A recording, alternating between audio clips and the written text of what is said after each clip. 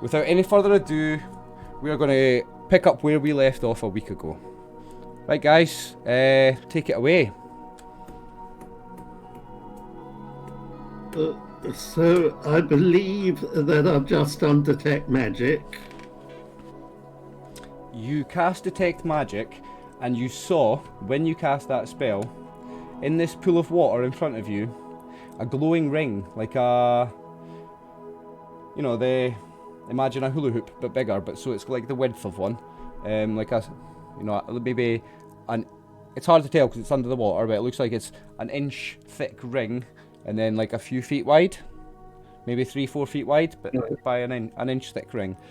Glowing, a magical glow in that shape, but it's very solid looking under the water. That's what your Detect Magic gave you. Well, there's something magical in the water. And it looks like the ring. Hmm? It looks like the ring. Yeah, Circle. explain what it looks like. I wonder whether, a bit concerned, it may keep people in and out of this place, so it may be, because it's not obvious how some of the creatures got in here otherwise.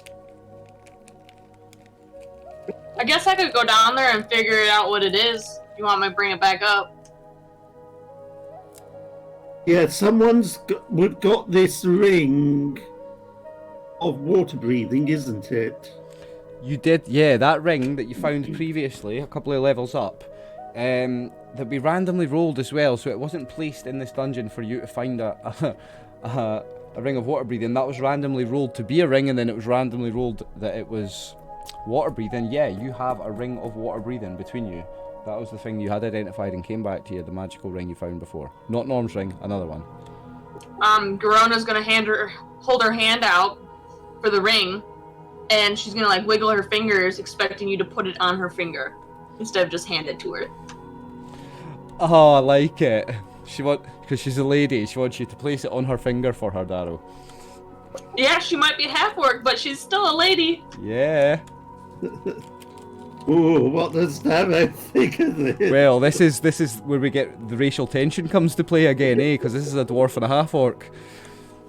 I think he just holds the ring out. He's compromising. Darrow's about to get trapped into marriage.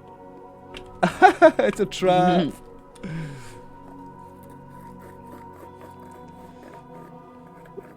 Garona's gonna look at you and be like, it's not normally the woman's job to put things in holes. You be careful, lass, about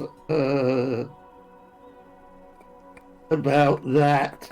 You're in the center of if you go inside the area of the ring, it might activate against you or affect you. And maybe if you just see if it seems fixed.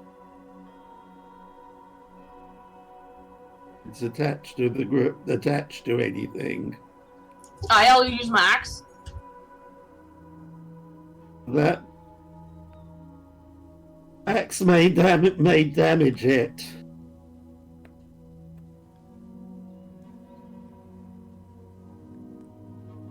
How deep is it? Does it look to be? The water? You can't see the bottom. Looking in. I'll use my rope. Can you swim? How heavy is your armor? I could take my armor off.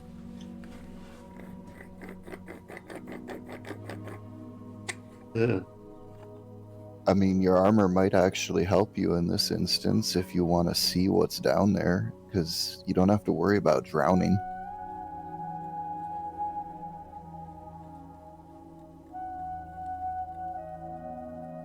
Right. That's good.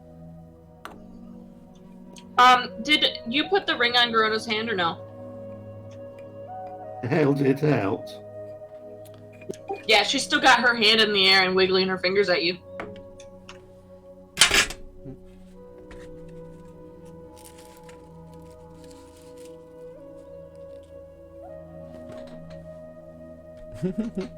She's waiting, she's waiting.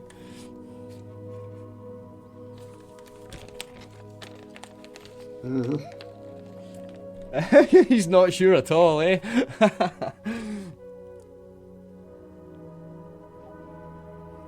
Dwarf and half orc. I mean, it makes sense. Well, what? Come on, Darrow. You stepped up to the leadership role pretty well so far. Are you going to step down here? Not going to do it. I'm scared. You want to be the one to go down, there's the ring.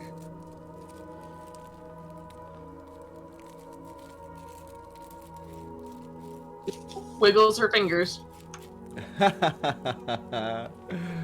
Oh, I keep forgetting to push the talk when I'm laughing. I'm laughing my ass off here. Or I could go down. She just wanted the ring on the finger. Now you're taking it a bit further.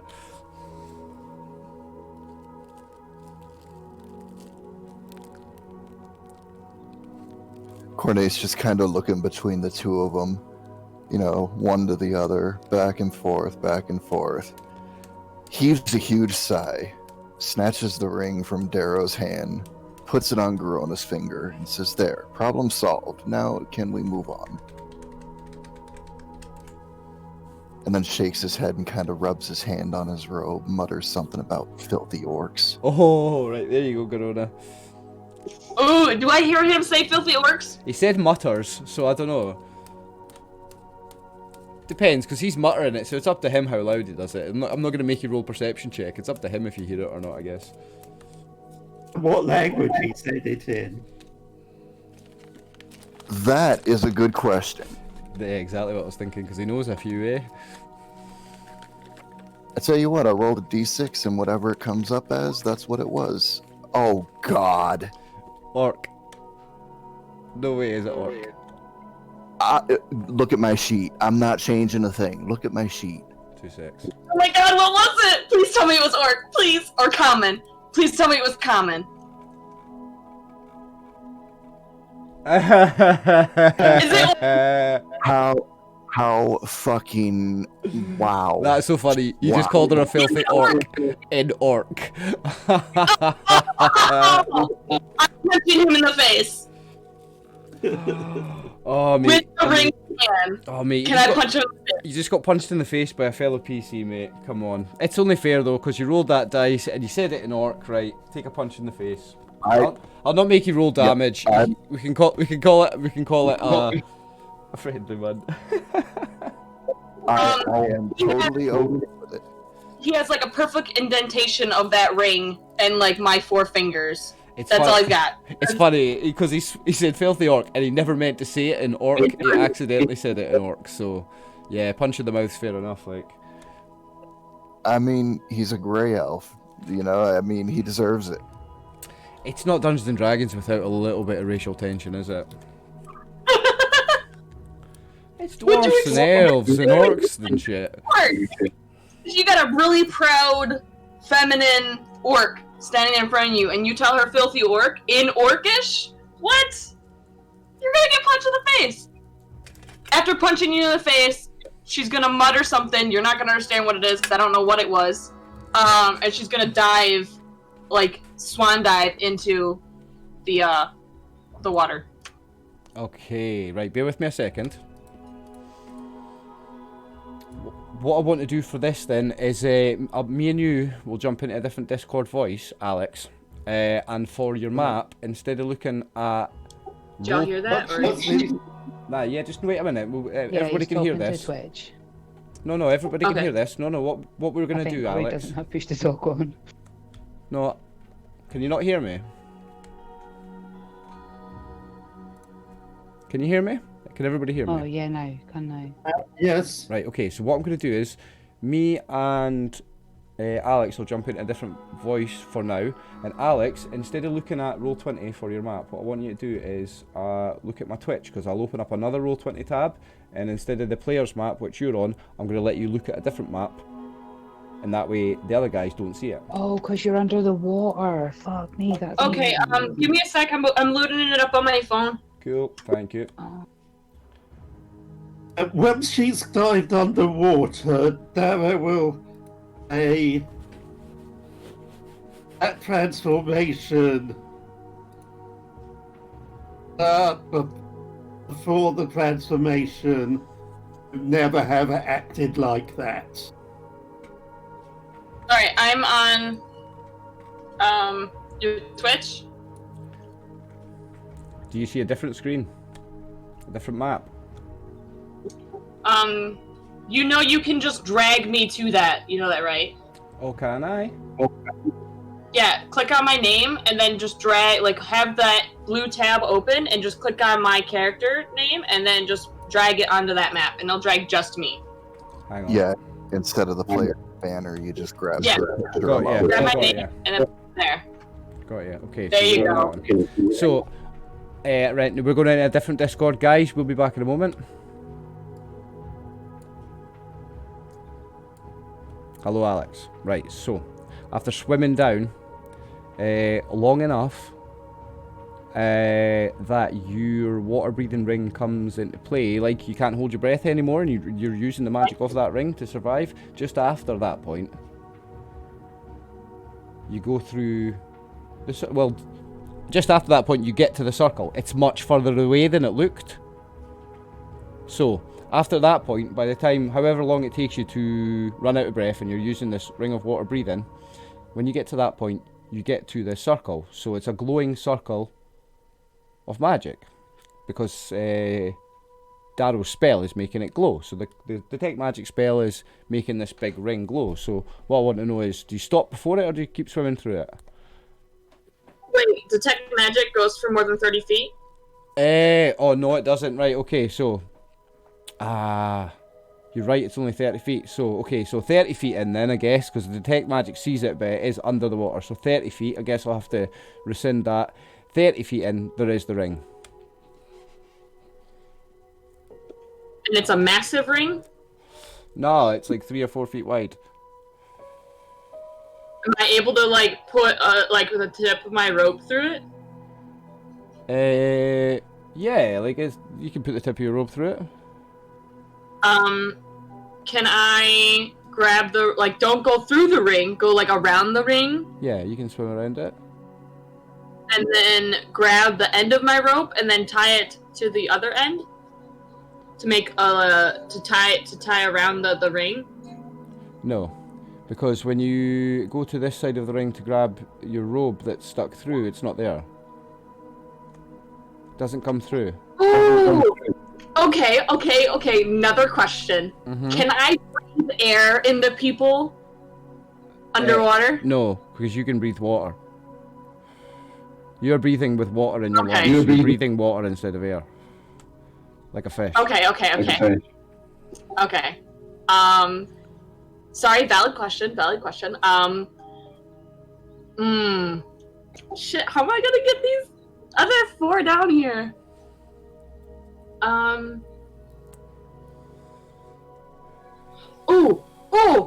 Okay.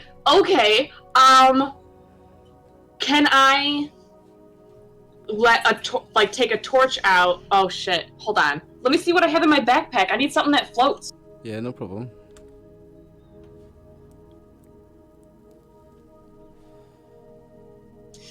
Okay, I'm gonna go back up. I'm gonna find, like, a piece of log. I'm not gonna say anything to them. I'm gonna find a piece of log. Okay. Or something that I know will float. Do I remember anything like that? There wouldn't be anything like that in this point. There was nothing built in here, nothing built of wood in here, so there wouldn't be anything. In this bit where you're going down from, there's nothing like that in there. Okay, would a torch float? Yeah. Okay. Well, So would a torch float? It's all soaked in oil and rags and stuff. I don't know if a torch floats. I guess it does. Oil floats, so yeah, a torch floats, I guess. Okay. So here's what I want to do. I want to go up there. I'm going to tell them I'm going to swim down, wearing the ring, and I'm gonna go through this hole Well, shit. Well, I don't know. Is it? Like, can I tell if it's like a teleporting hole, like a wormhole? But how much do you know about teleport holes and wormholes? Nothing. Well, Exactly. Alex knows stuff, but Corona don't know shit. Exactly. I don't want to go through it and then not be able to come back.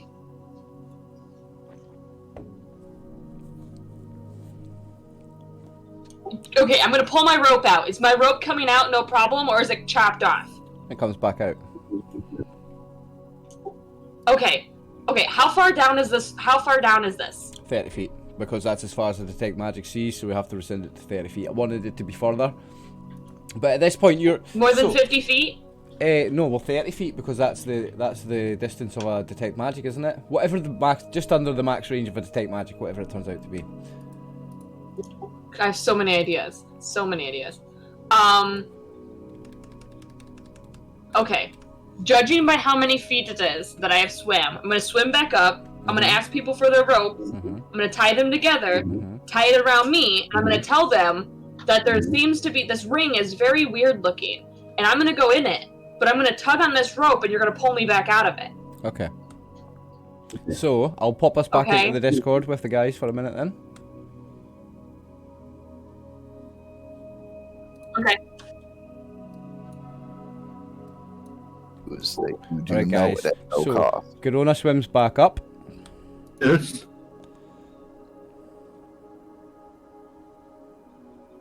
Okay, so Grona comes back up. She's still swimming at her head has breached the water. She's swimming on the top. She's going to toss her rope up onto the shore.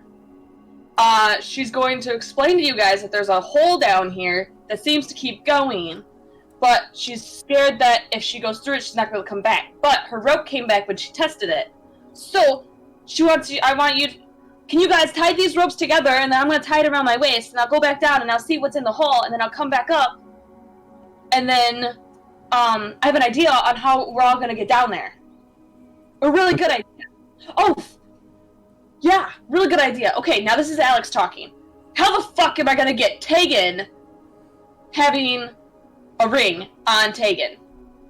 You're not gonna. Dog can't wear a human ring. Would you, like, attach it to his collar, and then the collar attaches to him, and then... Nope. Because he's not technically wearing it. Nope. Uh-huh. Uh-huh. Can we put it on his tail?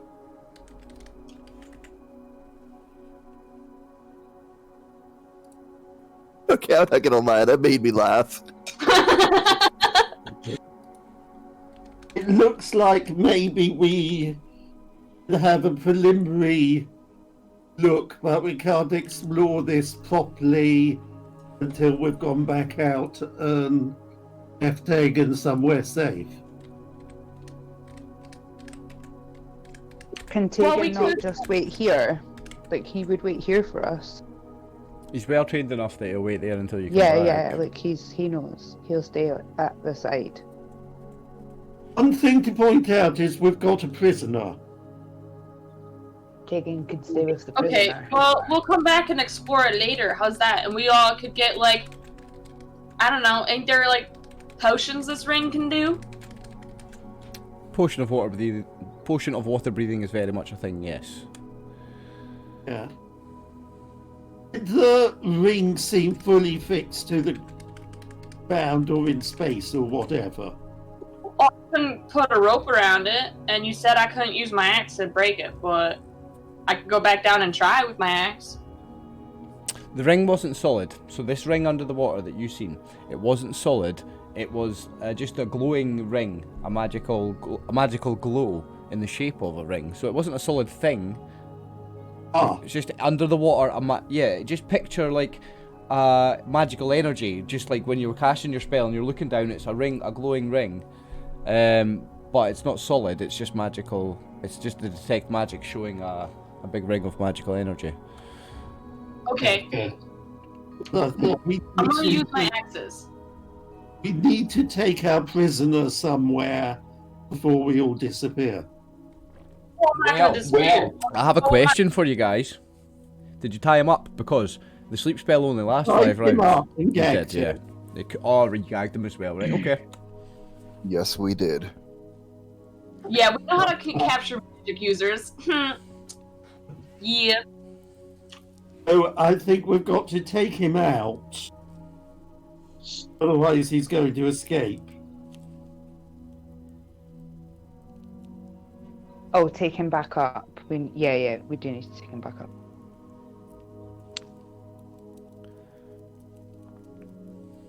Okay. Do you guys want me to take him back? Uh, I mean, taking can take. I'll go with you. Everyone wants to come. Yeah. Do we take him back and then we all come back down, or do we just wait and go half and half? I'd like to be able to go back down with you. I mean, going down in this hole sounds awesome and everything, but I'd really like to get a little rest and be fully prepared, personally. Okay. Well, see if I can move it first. If I can move it, we could just take it to town and use it in town. It seems like it's after glowing. You're not taking the ring anywhere. It's not a solid thing. It's a glow of magical energy in the water. It's not a solid thing. It's not an object. Like a Patronus. Okay. In that case, it's we not have an object. In that case, it's what Cornet says sounds sensible to Darrow. So I think we're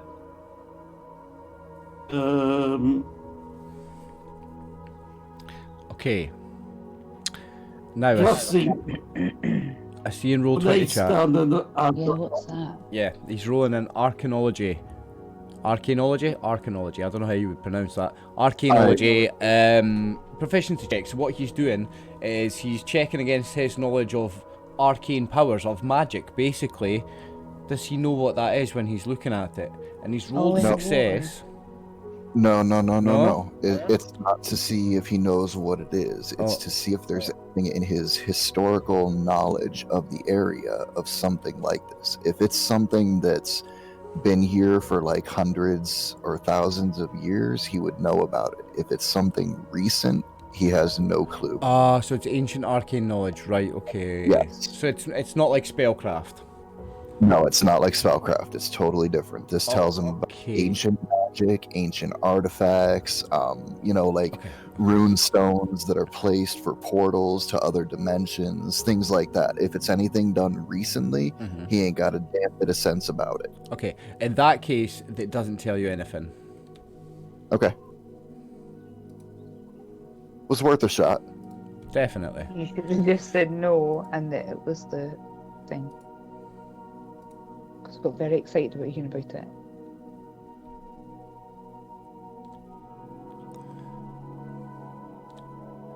Ryan? Yes. Everybody still hear me okay? I think my connection's a bit funny. No? Nah, We my hear- connection should be fine. In that case, he doesn't. No, nothing from that arcanology proficiency that you have tells you anything about what you see.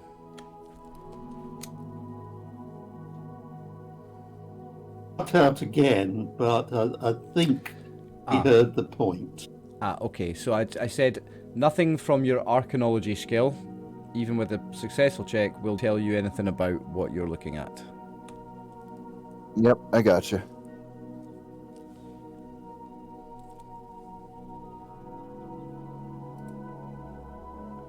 Shall we take our prisoner out? Yes.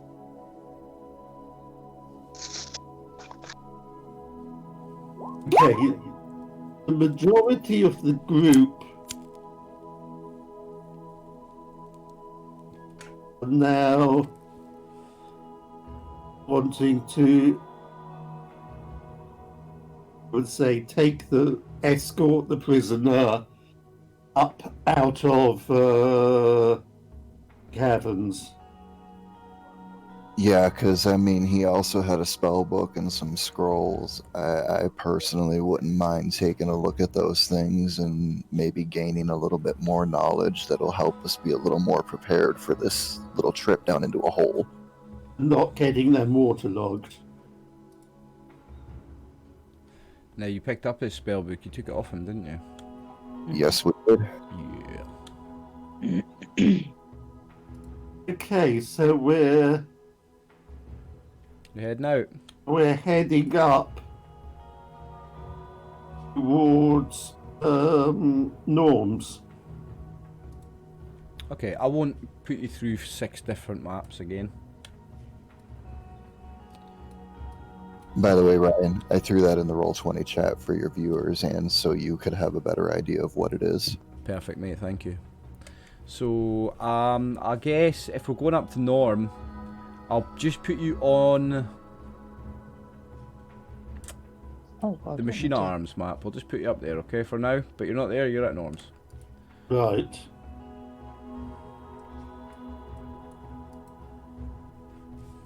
So, you come back up out of 6 different levels of this cavern. Like before, it's all getting reinforced with wooden beams up the walls. They've got all workstations with workbenches. They've got big saws down there cutting stuff. There's guys hammering.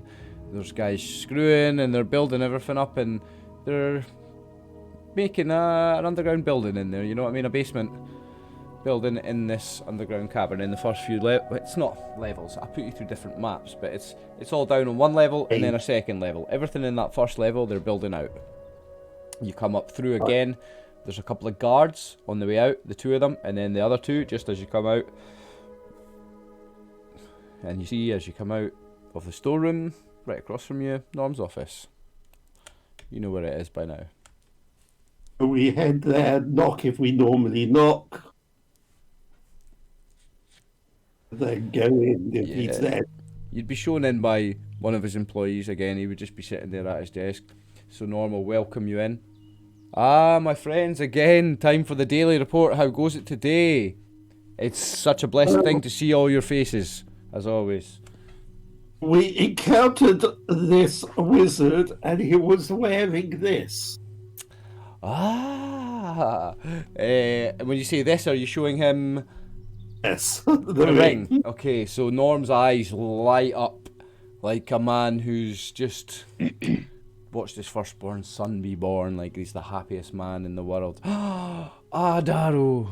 Ah, guys, you did it. You did it. I'm so happy. I knew you would do it. I knew I had found the right guys for the job. And who, may I ask, the fuck is this guy?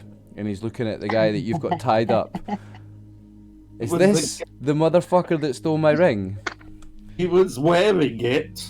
And how did he get in? There is a magical area which may be some sort of portal. It would probably make a good hot tub. Guys. And he's distracted by the fact that there's still a problem, what you've just told him. And he's, oh, I'm so happy. And he holds out his hand. His hand with a missing finger, as you know, and the loads of big rings, but one missing ring on an intact finger, and he holds out his hand to you. Like an outheld. I hand the ring to him. Oh.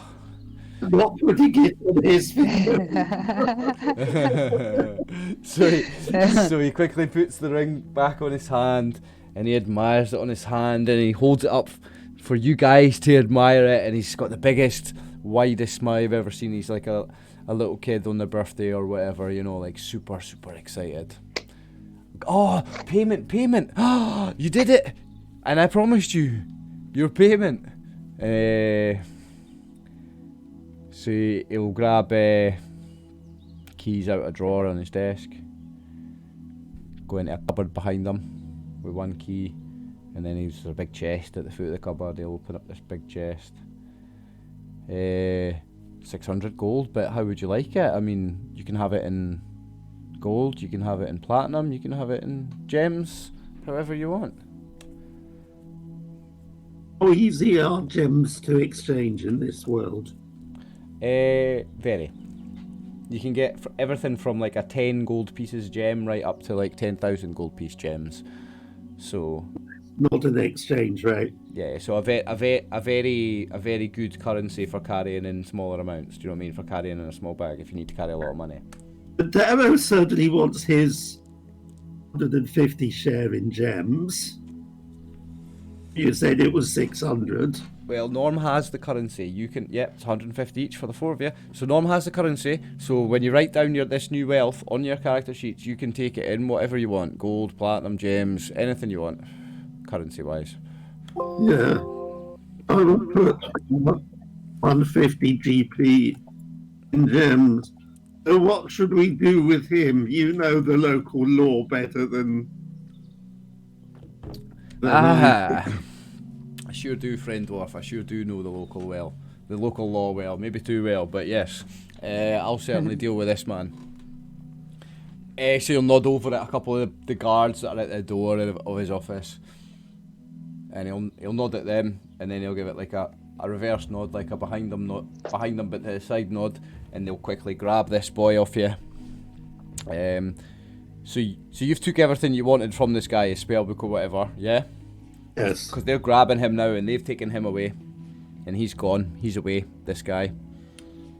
Still gagged, you've never heard him speak. Yes, he may know where, if that is a portal, where it goes. We're considering exploring it ourselves, but perhaps, depending on your relationship with the law and information gathering. Now, his eyes light up twice before you finish your sentence, because his eyes light up at you were considering exploring it yourself, and his eyes light up again when you mention his relationship with the law.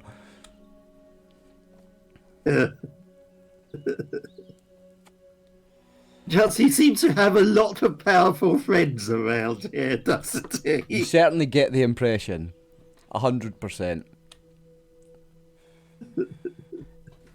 1 second.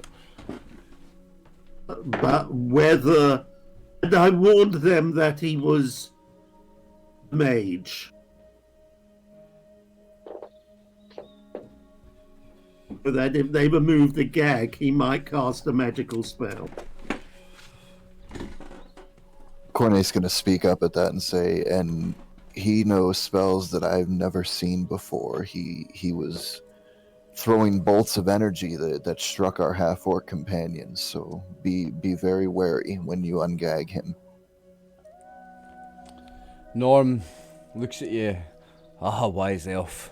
I know the type, yes. Thank you so much for your wise words, and thank you so much. And he looks at you and he gives you he holds out his hand for the big handshake, and when you do, I can't like do it because I'm pushed to talk, but he puts his other hand on you, so when you shake hands, he grabs your arm with his other hand, and he gives you the proper hearty handshake, and then he'll go around every one of you. The two females, when he shakes your hand, he'll give you the kiss on the back of the hand. He's so grateful and he's been very courteous. You've never seen him smile so much, although he's always smiling. Even when you've told him about big giant monsters and stuff, he always seemed to have a smile. This is a different one now, a different side of Norm you've never seen before. We tell him about... I think the only things we've met since we last saw him were the Sahuagin and this mage. We report on what creatures we had fought since. The carrion crawler, he knows about that, doesn't he? Yes. Yeah, okay, so you tell him about the Sahuagin, or however you say it, the fish head guys, and about this guy, whose name you don't know.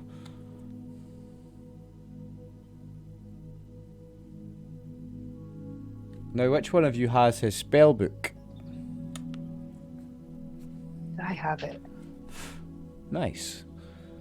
Nice pick up there, Kiara. What does Cornette think of that?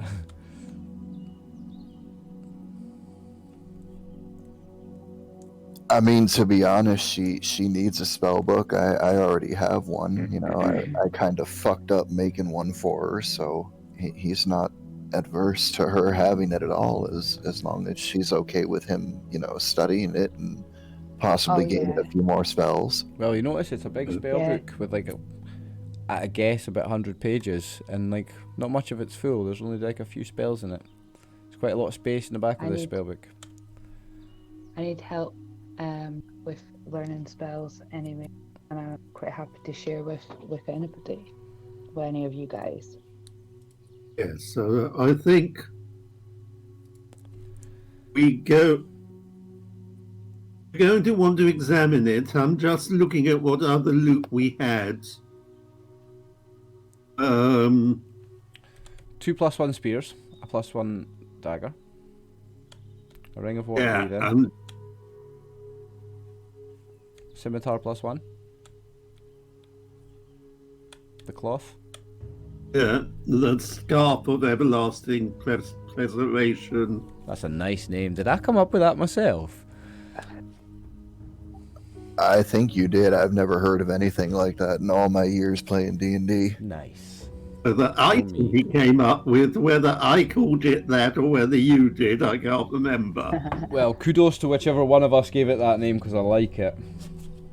I know there's an oil that has a similar effect, but the scarf, that's all you, the creation of that particular item. The name, either of you could have come up with it. I made the item, so Peter can absolutely take credit for the name if he likes. So we head out. Arrow proposes that we go and have a celebration. Okay, you guys, I'll be absent for 1 minute while I nip to the toilet, but you guys obviously need to discuss what you're doing now anyway, so I'll be back in a second. Wait, actually, let's... we need to round off with Norm. We're not just going to walk away from Norm. Norm probably has 1 or 2 more things to say to you. Because you did mention that you were willing, or considering at least, exploring through what you think might be a portal, which is your main clue being, where else did this guy come from? So he wants to know if you are willing to do that, because obviously I need to do it, although I did come to this island with a mission. So if you can at least, if the portal goes a long way away and there's difficulty in returning, I would be failing in my mission. So can we have... I need to go to the island of... Obviously, no. it's Torsea. Torsea. Because there is to be a church of my god there. Yeah, so to catch up for anybody else, because this is just a bit of lore that Peter has.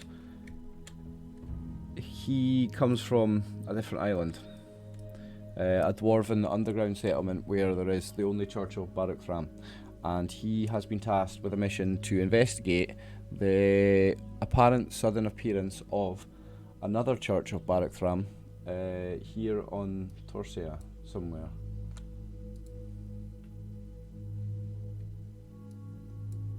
I mean, okay, in light of that, well, you go to the bathroom, Ryan. Yep, I'll do that now then, guys. In light of that, I mean, he's our healing power. We really shouldn't delay him as far as investigating things going on with his church, because we kind of need him. I invite you all to accompany me. And out of character, Ryan has said it would be something that would provide... It would... Whatever's going on there would be of interest to other players. Yes, yeah, absolutely. And it's something... That's something that goes along with lore that's homebrewed, and it's cool. But at this point, everything is very much open-ended for you, and I've made loads of maps. There's loads of NPCs to encounter, so you've got like free reign of this town, free reign of every town, free reign of the island. Do whatever you want, before you go, after you go, whenever. So there's no railroading. Like, that's not what you have to do next. It's just what he wants to do next. But if you guys choose to do that, I absolutely will make it just as interesting for all the other characters. Just because he's already invested, you will become just as invested. So that would be cool if you want to. Anyway, I won't shut up. I need to go to the bathroom. The only request Cornaith would have, again, is just a day or two to take a look at the spell book, and him and Kiara both benefit from that. Yes. So, Arrow would propose that they go and have a big celebration tonight. Given on previous occasions, said to be careful about how much he and others drink, because we're meant to be going adventuring the next day. We can have a big celebration.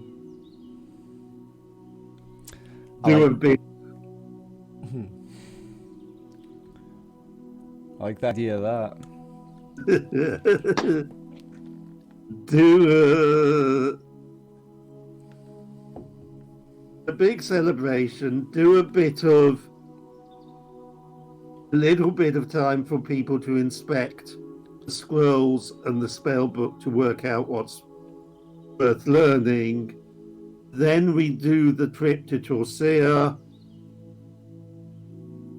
and then, assuming nothing pressing comes there, Sran, how long will it get to Torcia? It was just we can be there in the day. Yeah, it's like like you've got a few hours between towns here, or like maybe a day at max between the towns here where you need to go, and the boat ride is like not long at all, like less than a mile. So let me bring up another map and pop you on it.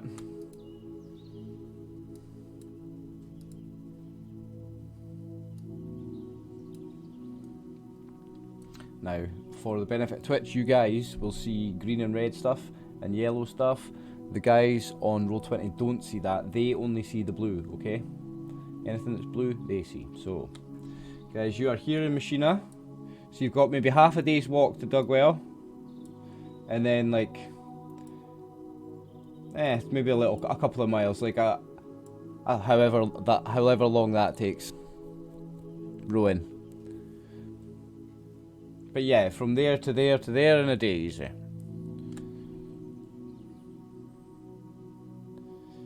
And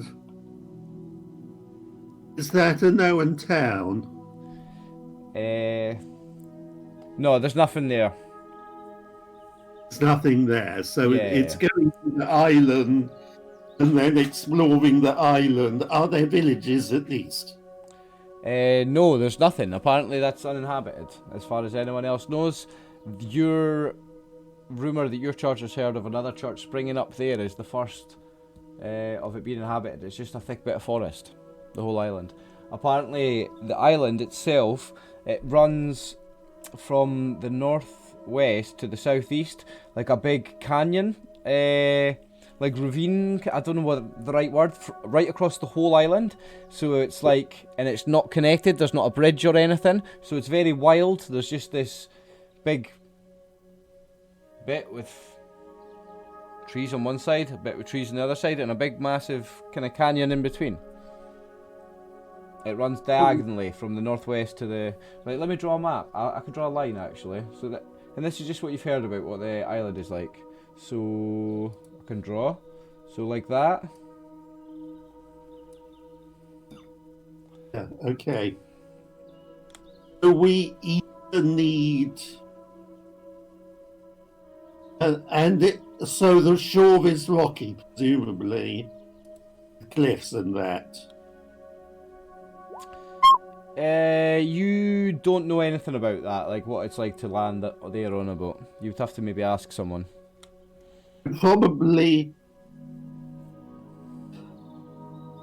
Dugwell is the place where they'll know more. What guys would know about this island that you're on, Panthea Minor, is that Elmsmere is the port town. That's where boats go from here to other islands. That's where there'd be any kind of like a port where there's boat shops, where all the things like that would be. But obviously you're not going to go from there. You don't know. Yeah. You don't know from just your general knowledge if there's like somewhere you can sail from Dugwell to Torsea. You'd have to go and find out and check out that yourself. Although I think I asked, didn't I go and ask that there was a bard? There was a young bard. Yeah, he told you about the boat shop at Elmsmere, because there's a boat called Boats and Oars at Elmsmere. I could actually even tell you the name of the owner, because it's all in here.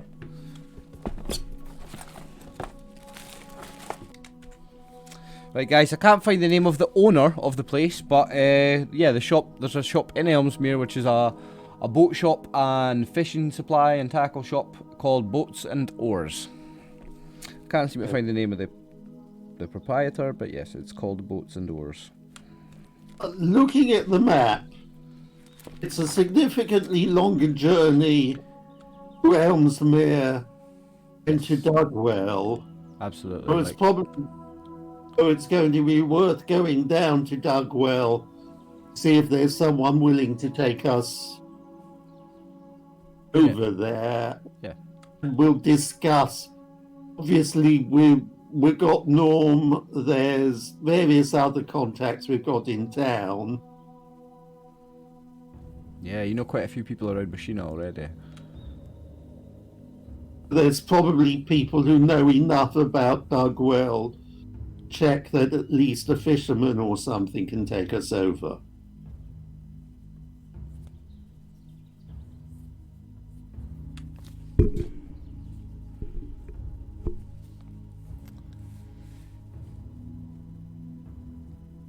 That's you making an assumption. I'm not going to say whether there is going to be or not. You're just assuming that.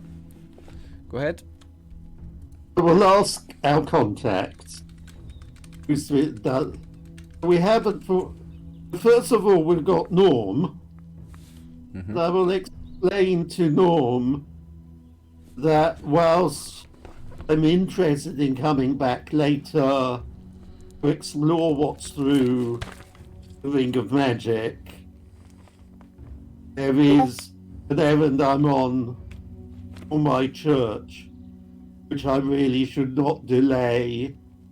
And there's a chance that with this portal we might go through it and not be able to get back.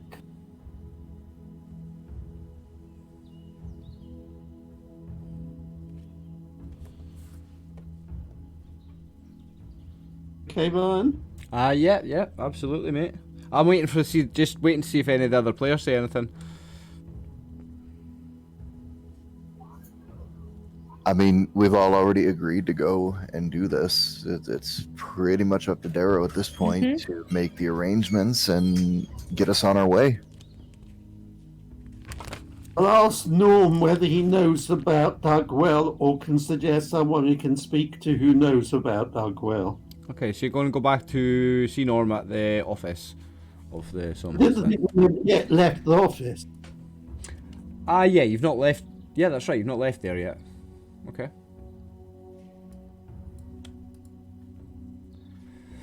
I'm sorry, I am here. I'm just eating. So that's Norm. Is Norm able to comment on Dugwell, or Norm there's someone who? Norm would tell you that it's a small farming community. Perhaps there is like beachable shores there, so there is fishing there. But it's a very, very small community. There's not any kind of major industry or anything. Just a few fishermen, a few farmers live there, and it's a little settlement down by the coast. The fishermen. But yeah, so we might be able to offer the fishermen a bit of money to take us over there. And Norm will tell you that certainly there'd be someone there who owns a boat anyway. Yeah. Okay, so I say whilst we're interested in exploration, I've got to do this mission first, and before that, arcane casters in the party want the chance to inspect the magical Yeah. things. Well, Norm will say to you then that the main thing is you found my ring. The second main thing is that the problem that has come through what you think is a portal, we have him and he's dealt with. Like, we're not sure where he came from yet, but we have dealt with him, so the threat is not so immediate. So, Yes. Darrow, if you have your own business and you would like to come back and continue in your endeavours in my employment, I would have you back any day, you and your fellows. You have been a credit to me as Swords for Hire, every one of you. And I'll have any of you back anytime. Thank you. I would say, perhaps, when I find this other branch of my church, there will be something I need to do because of that. But if I'm at a loss for anything else to do, then I, for one, am willing to come back and explore this thing. Thank you so much. Oh, on a note of exploration, this is Cornet speaking. He reaches into his pack and pulls out a scroll case and pops it open and pulls out a sheet of papyrus and hands it to Norm. He says, "Here, this might be a little bit useful in figuring out, where things are and what's what down there." And this is the map that he drew on that paper. Nice. So he'll take it from you and he'll give you his thanks. Oh, what a noble and kind gesture of you. This is a Sword for Hire gone above and beyond. Thank you so much. This is the most useful thing you could have done for me after getting my ring. Thank you so much, Cornaith. You're a gentleman and a true honourable Sword for Hire. Your name will carry well in these parts. Okay. We can give. I'm sure that I'm continuing what I've done for the past several weeks of forgetting the name of the priest of the high priest of Cord. Marcus. So I'm sure Marcus will like to know what's happened. We do have a small number of empty potion bottles which we can collect and give to him. But we have now a certain number of potions that we haven't yet used. That's right, you've got quite a few now, actually, don't you? I believe we've got... 2 each and 2 small ones or something, eh? I believe the characters have 2 each. Yes, you're right, 2 each of the small ones, and 2 older characters. 2 characters who were first created. Darrow and Garona have an extra small one each, yeah. The front line, they have the extra ones. Yes. So once we're finished with Norm, we're sort of going to talk. We've said a few things. I can't think of anything else my characters want to say. I don't know whether any of the other players do. Yeah, Norm's, if anybody's got anything else to say to Norm before you guys go, and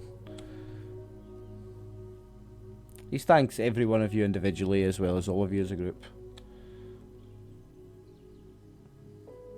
Yeah.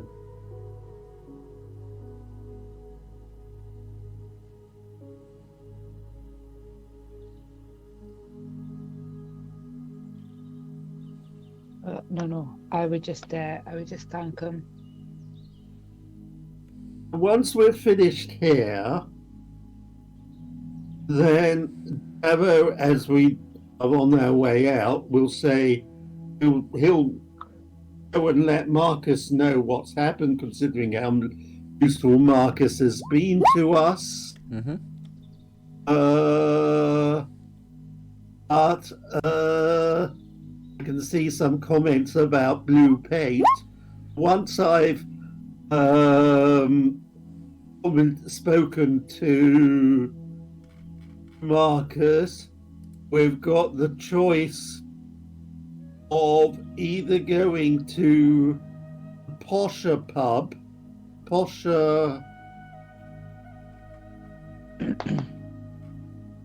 it's the more expensive.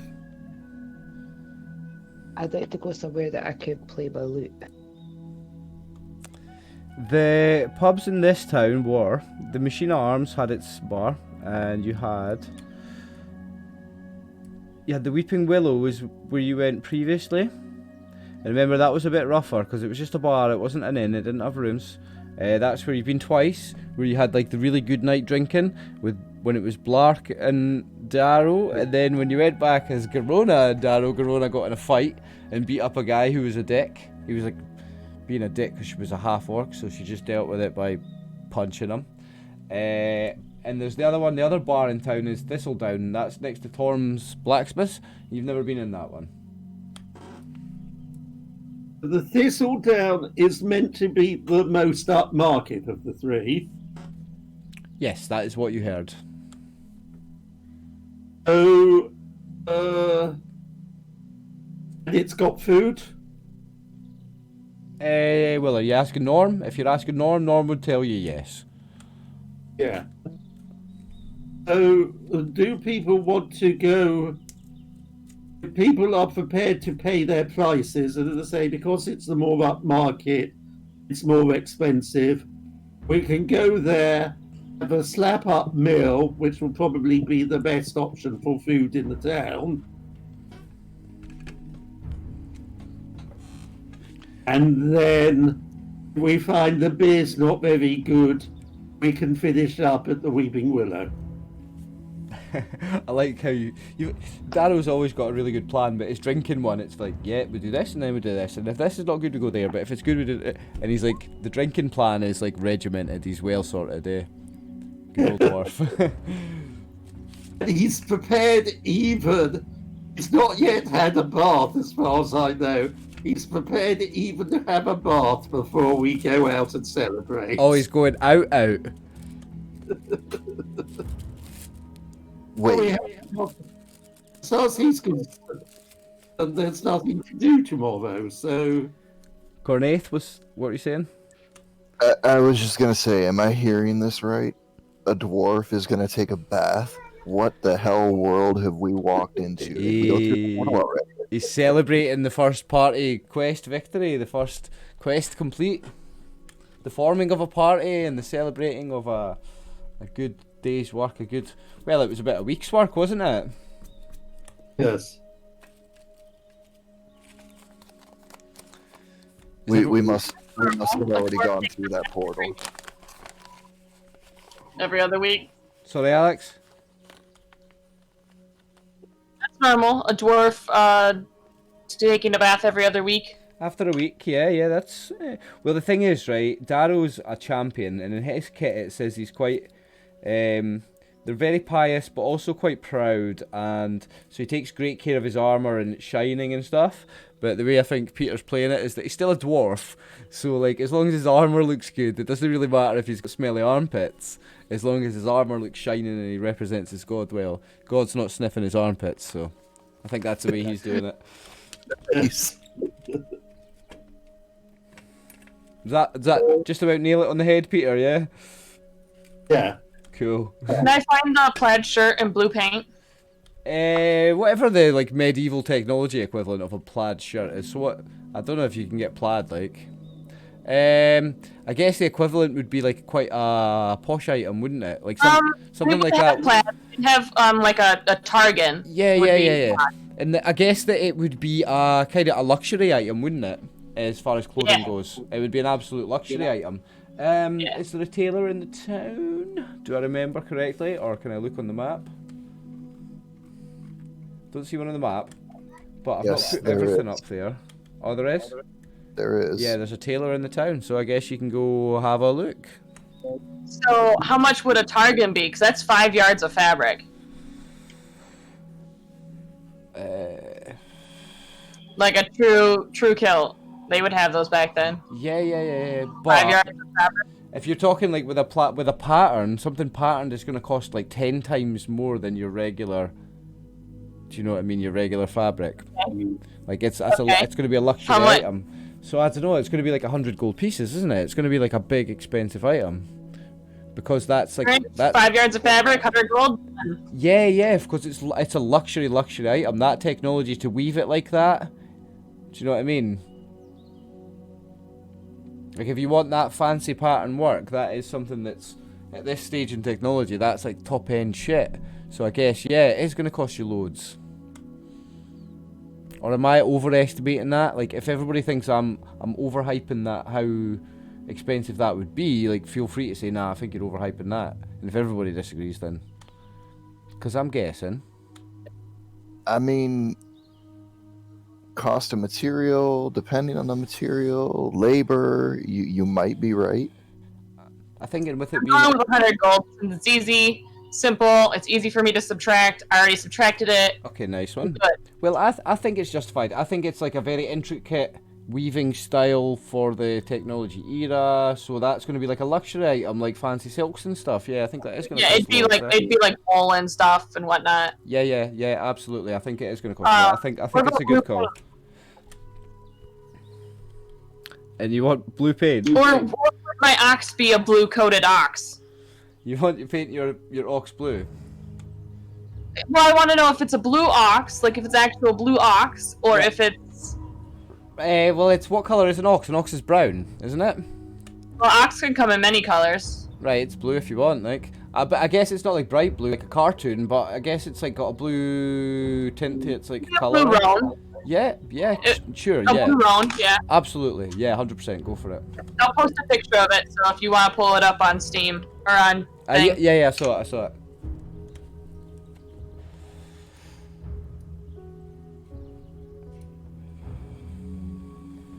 I'm trying to work if I could just drag it on. I can't drag it on there. Hang on, I can do this. There we go, blue ox. But it's not going to be as blue as that, is it? Say it's black with a blue tint and it's, you know what I mean, like a midnight black. So it's blue under the light. I'm posting a picture right now. Oh, another one. Right, okay, hang on.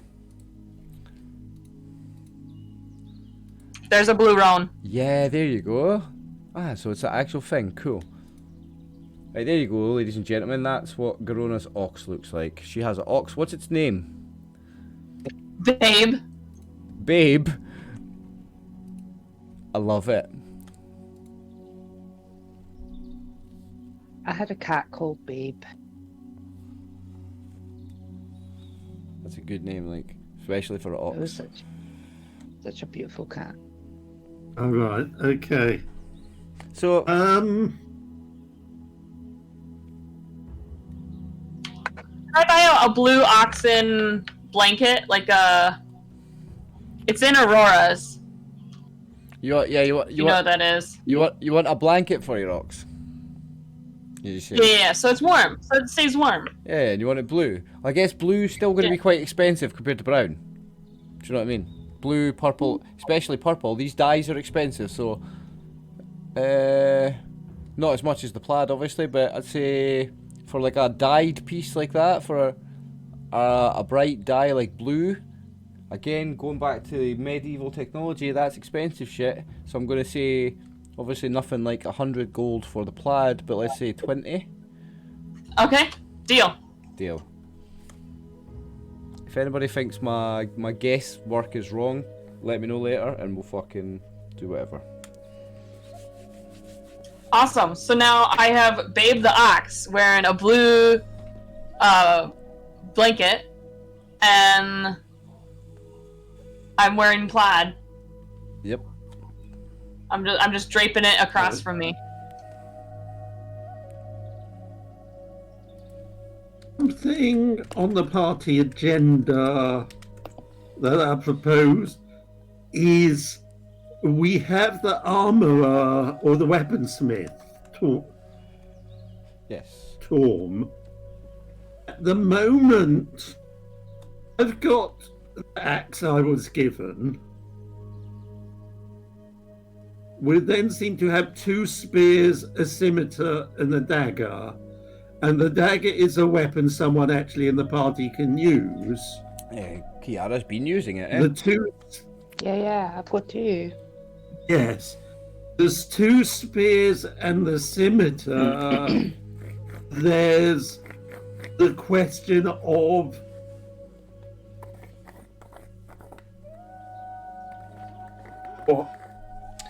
either weapons or armor. OOC, Peter. I know that reading the kit from Tammy's character, the Gypsy Bard, if she ever learns swords as web proficiencies, it has to be either the scimitar or the khopesh. I believe khopesh, but scimitar or something else. Yeah, so that's like, if you ever want to use a sword, scimitar's one of 2 that you're allowed to use. Okay. Well, allowed to gain proficiency, and you can still use any weapon, but to get proficiency, you can only have scimitar or something else, swords-wise.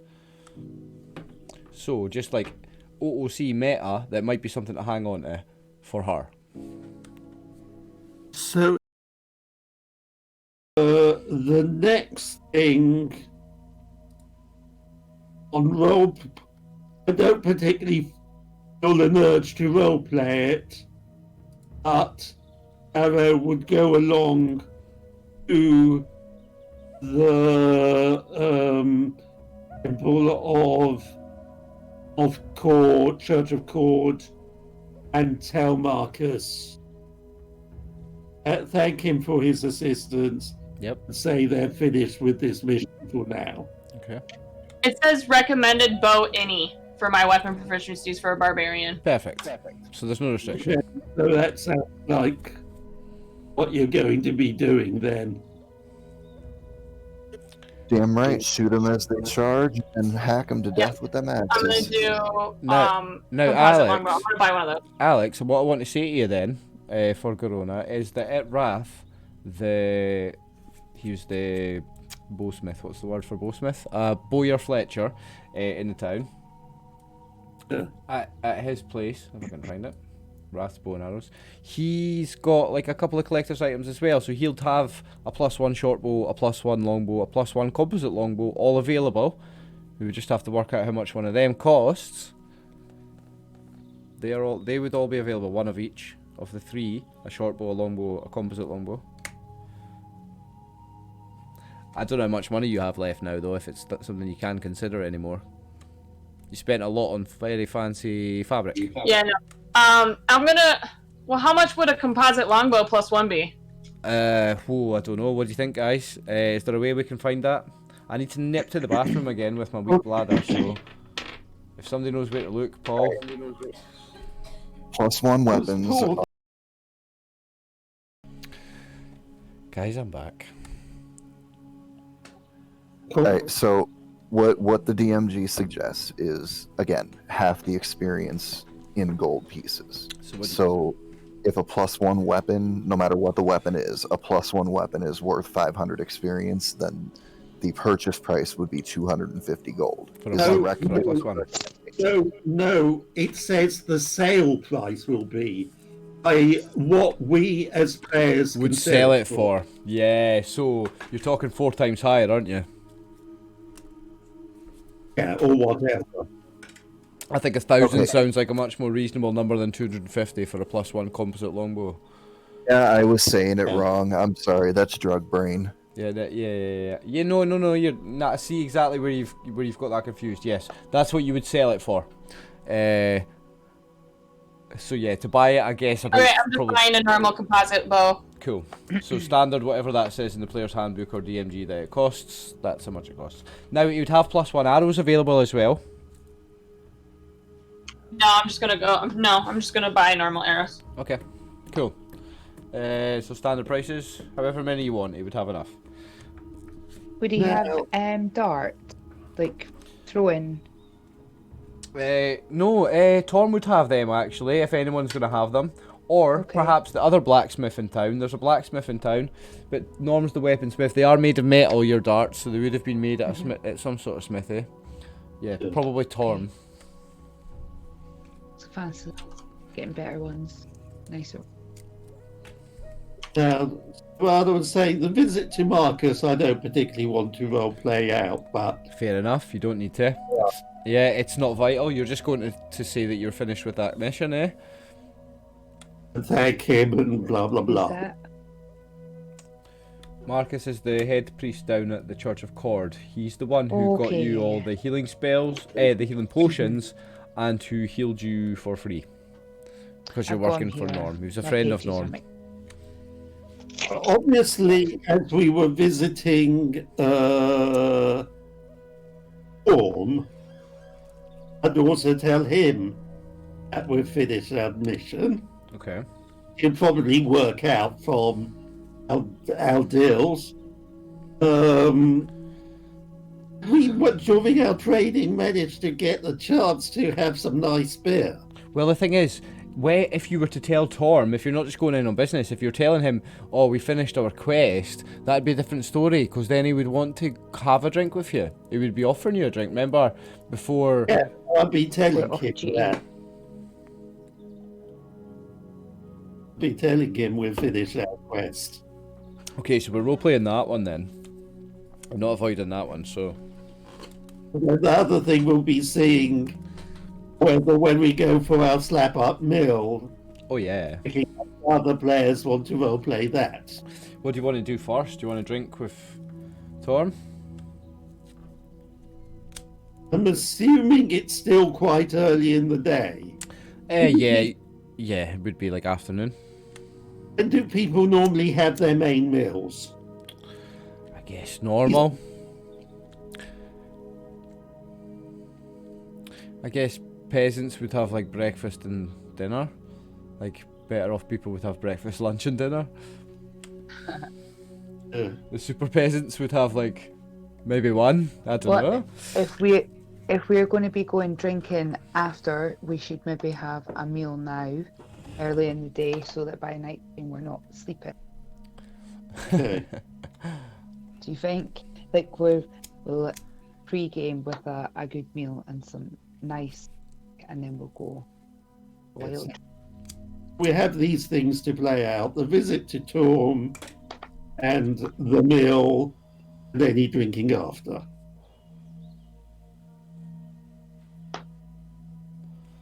Okay. Okay.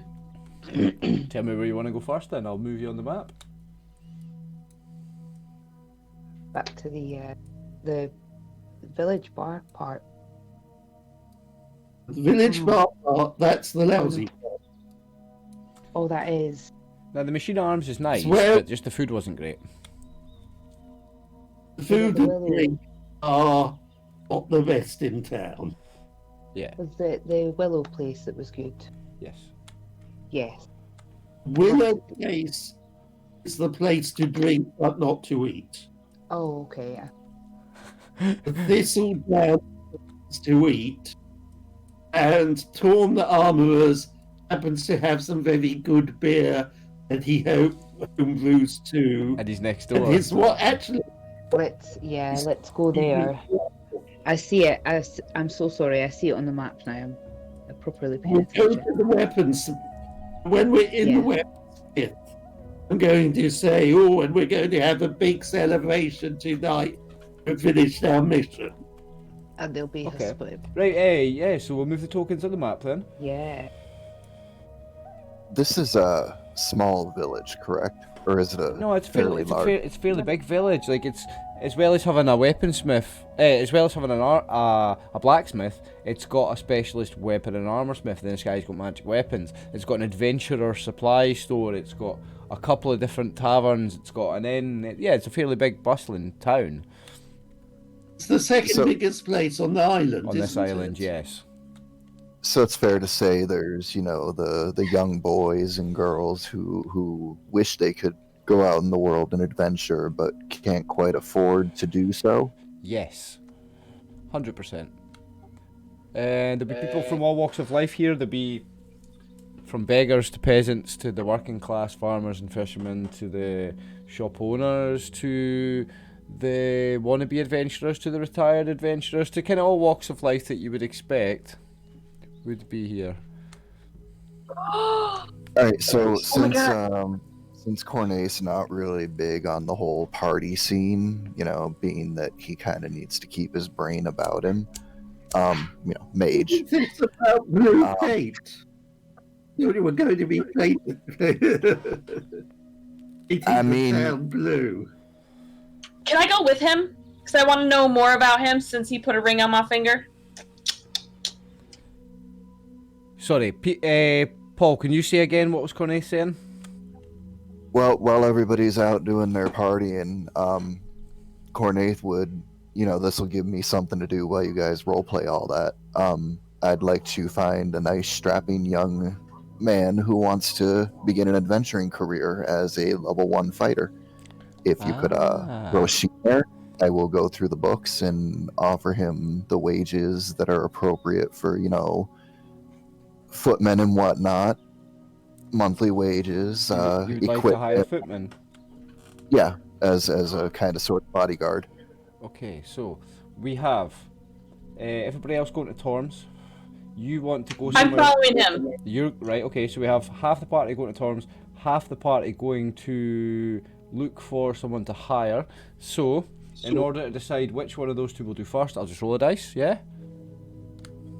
Well, That's you know, one thing. If we're doing the battle axe trade, aren't we doing more than we're doing the battle axe trade that isn't Garona there as well? So isn't she doing both things in fact? I don't. I guess you can go buy a battle axe for her without her going. She can still go off of Cornaith and do it at a separate thing. And you can still do the deal for her and get the battle axe for her. Because she was going away on her own anyway to get a composite longbow.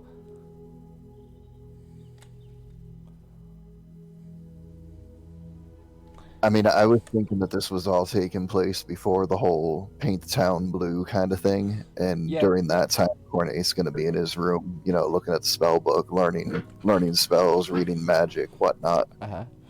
So are you wanting to go out and try and find someone to hire while you're going out drinking later, or do you want to do that now while Darrow and possibly Kiara are going to Torm to trade weapons?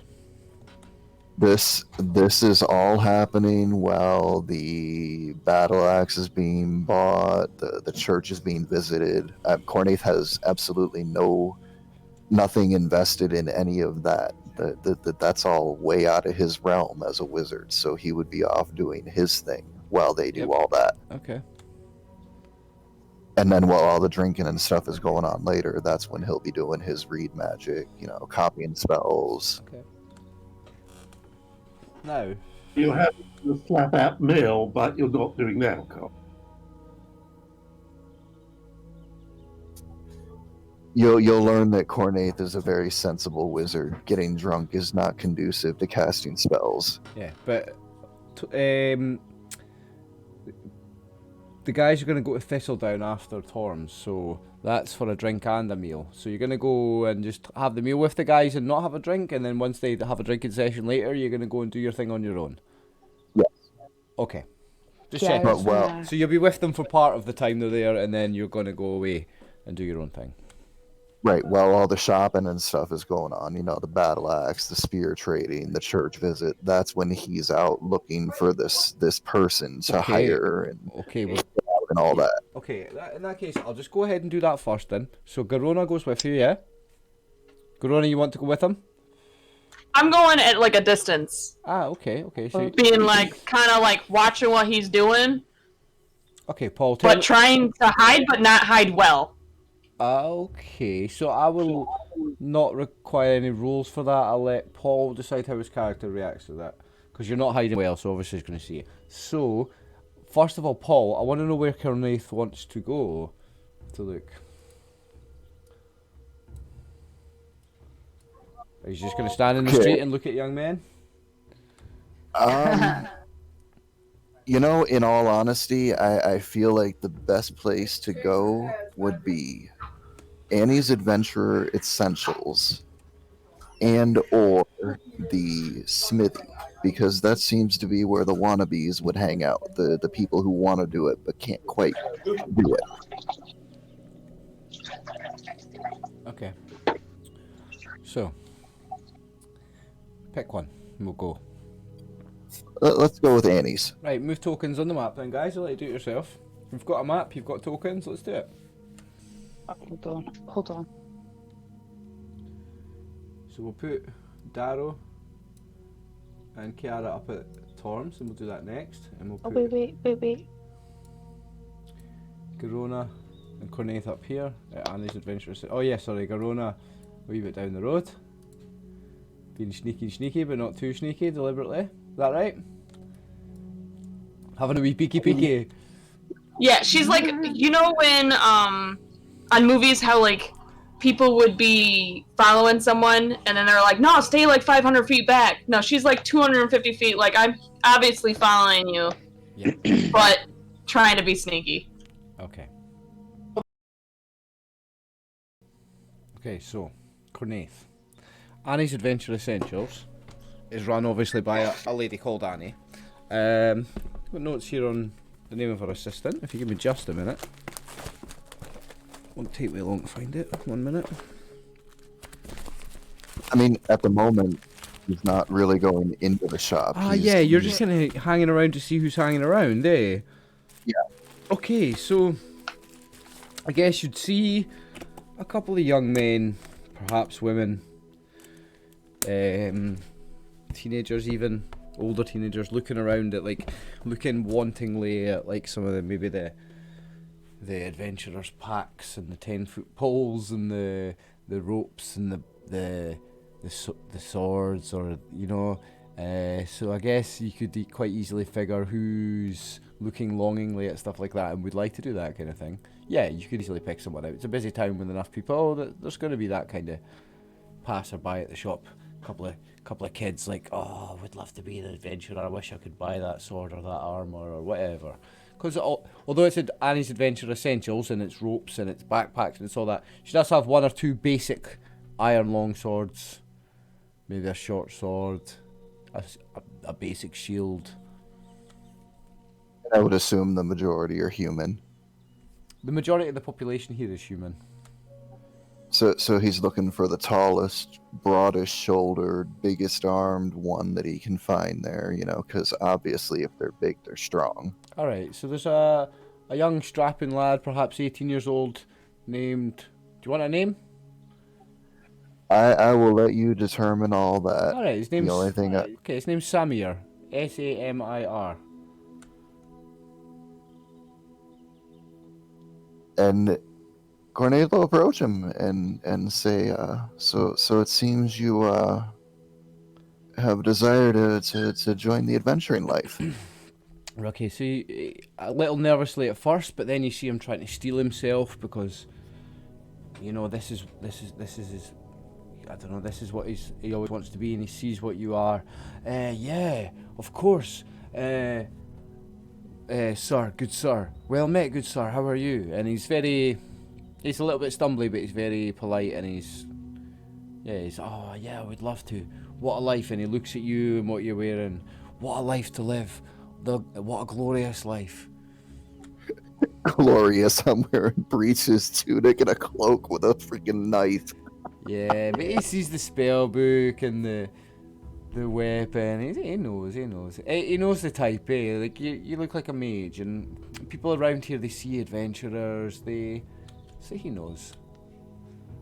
So how would you feel about working for me? What kind of work? You mean like as an adventurer? The kind of work that involves you wearing armor and carrying a sword and defending my life while I put things to sleep and make sure that they don't hurt you or my friends. Sir, but I don't even own a sword. I don't even own a belt, sir. I would be willing to provide all of that for you. Sir, but Sir, but my parents, I don't. I have to work. I have to work in our farm up the road. My parents, they would starve without me. I'm the only son. The choice is yours. And then he'll look around at everyone else and say, or I can ask one of these other fine folks if any of them would like to do this job. It pays very well. Can you? You don't need to pay me. Give money to my parents, and then I can come. If my parents, if they have money, then they don't need me to work, and they can hire someone, and then I can come, and you don't need to pay me. If you just give me armor and a sword, I will come, and just make sure my parents eat. So Cornate will pull out a couple of gems, and out of character, they're worth 100 gold piece and 25 piece each, and he'll show them to him and say, "Would this suffice to keep your parents taken care of?" And he looks at them, and he knows they're worth a lot of money, but he's got no idea how much they're worth. He's like, "How many coins is this?" The two of these together are worth approximately 120 gold pieces. 120 gold?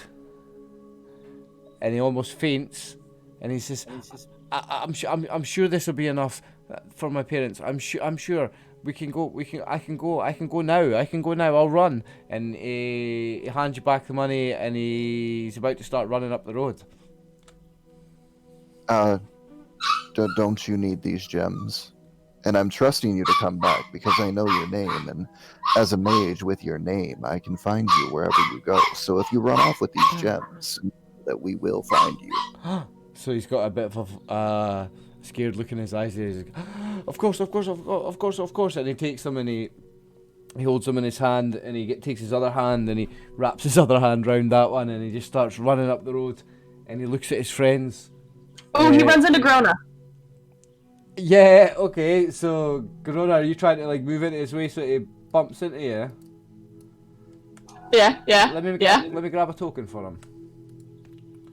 Yeah, he bumps into Grona. Hang on a second then. And mind you, Cornate has known this entire time Garona's there. And Yep. Garona, don't worry, he's not stealing the gems. He's going to work for us. You don't have to split his skull with your axes. Well, I want one.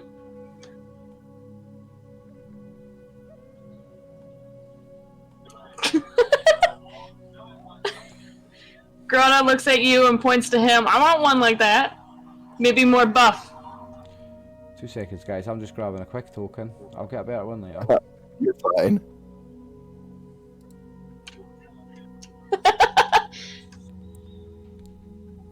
You guys can play on. I mean, that's up to you to deal with. I'm taking care of this for Cornate. Well, help me find one. I want one. I do want to point out, Ryan, I'm doing this as a hireling, not a henchman. Okay. Difference being, I'll take care of his room and board. You know, I pay for all of his things, Yep. as opposed to my reputation has attracted him. Yep, absolutely.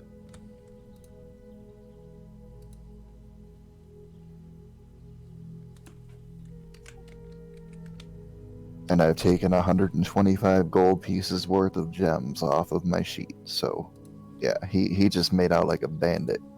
Okay. So he's right. Sorry, because I was just grabbing a token. He bumped into Garona. Garona, catch me up. Alex, catch me up. Sorry. So Grona bumped into him, and she's got like her hand on his shoulder, and she looks. Cornate told her, you know, he's alright. He didn't steal them. You know, I hired him. And Grona was like, "Well, I want one." Oh, she wants what, a gem? Points to him, and points to Cornate. I want one. Oh, she wants a Samir. Well, she wants a buff person that's smart. She wants a strappy man that's tall and buff and kind of smart. Okay, well, as you look at like some of your friends, they had a couple of friends with them that were hanging out outside at Annie's Adventure Essentials, looking longingly in the window at the stuff. You notice like a couple of they're definitely a few years younger, scrawny, like spotty, like only barely pubescent kids, really. So there's not really another one there or around here. There's definitely not a candidate. Who's rolling stats for Samir? Me or you, Paul? Up to you. Grenade! How did you know? So is there like a blacksmith's son or like... There's a blacksmith in the town. A human Does he have a blacksmith. son? You'd need to go and speak to him and ask. What was it? 4d6, keep 3. Nah, hang on, because for an NPC... Well, yeah, just roll 46, drop 1, and don't make any adjustments, and just put them in, like, strength, dex, con, whatever for a fighter. So Garona is gonna ask Samuel, do you know of anyone slightly old? Does he look of age? Hang on. Roll 3d6 6 times for an NPC. Alright, straight 3d6. Yeah. For an NPC, roll 3d6. Alright. Sorry, Alex. Corona doesn't see any more boys around here at... How old does Age. Samuel look? Samir looks about 18. Okay, is there anyone that's older than him? Can I ask Samuel if there's anyone older than him in town that's looking to be an adventurer? He would say, yeah, there are many young men would relish the opportunity. Well, I want to find one and help him make a better life and a better name for himself. And she's gonna flex her arm that's not attached to him. And she's gonna look for one that's... I want one that's older than you, like, maybe like 25. I mean, all my friends are apprentices, like, and the younger boys, like, you see, I don't really know anyone that age. Well, point me in the direction to one of the older ones. I mean, my friend works in the fishmonger. He's my age. His dad owns the fishmongers. He's an apprentice. He's my age.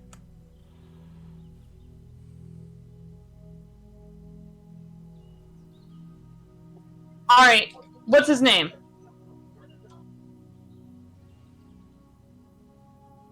Mitchell. Alright. Cornaith, I'm going to borrow your person for a bit. See you in town later. And I'm going to put my arm around Samuel, kind of like strongly, and we're going to walk to the fisherman's hut. The fishmonger person. No, Garono, you see, that's not how this works. He needs to come with me, and we need to buy his armor and his sword, and Well, we could do that when I get one too, right? He's gonna say Hi, to you. Courtney. He's gonna say to both of you at this point. I need to take the money to my parents. Well, yes, Fine. there's that first. Where's the fishmonger's place, I guess? Just up the road here. Alright, so then Garona is gonna kind of like sulk that way to try to convince this strappy young man to be part of her. Okay. So when you get there, there's a chap called Stellan working there, an older fellow with a beard. It only seems to be him. Place stinks of fish, the fishmongers. But it only seems to be this guy working. I'm gonna go up to him, and you said it's Stellan? Stellan, yeah. I'm gonna go up to Stellan, and I'm gonna be like, so I heard there might be some strappy young men that are looking to become an adventurer to help stabilize the home front.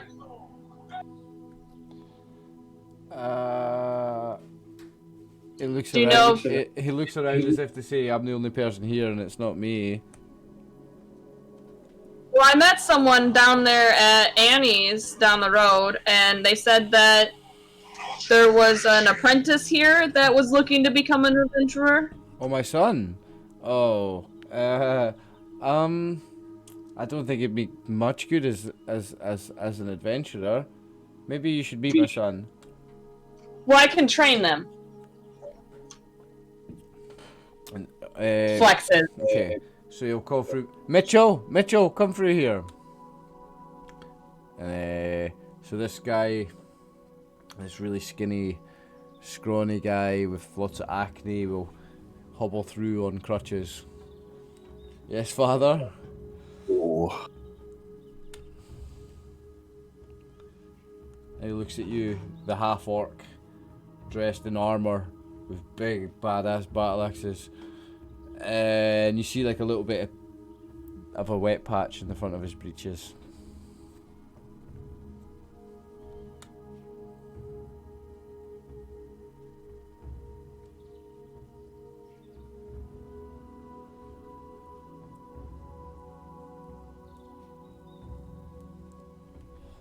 Did you hear me okay? Yep. Cool. So yeah, he's like a scrawny kid. He's hobbled through on crutches, yes, father. And then he saw you, had a look up at you. You're like way taller than him, especially because he's like hunched over on these crutches. So you're like a foot and a half above him. You saw these big, sharp battle axes at your hips. You saw your like funny looking coloured skin, your unnatural size, like strength, your amazing muscles. And he's like pissed himself a little bit.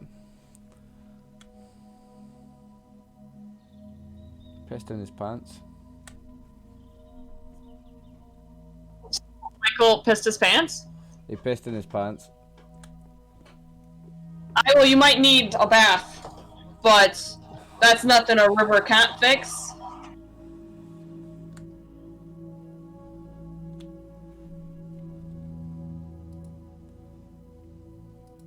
I can train you and get you the gear you need to become successful.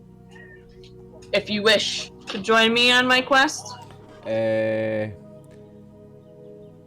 tries to take a step back from you, but he like stumbles and almost falls. Because he's like on crutches, he's wearing 2 crutches, he's got something wrong with his legs.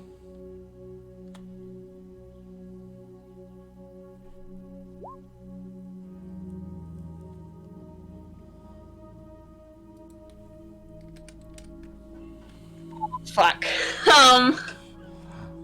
I don't think this one's a likely candidate, basically. Yeah, I don't think so either. You might have to try someone else, like. Okay, no offense, Stellan, but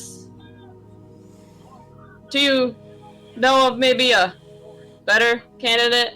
I mean, perhaps go try. Oh, please tell me that the Smith has one, because I don't have a name that would totally go with this fandom right now. I mean, you're much better off trying a blacksmith's son than a fishmonger son. I mean, look at my son. He couldn't even work in the blacksmith, never mind work for you. Does the blacksmith have a son? I don't know the blacksmith myself. Brannis Strongarm, I believe his name is. I don't even know if he's married.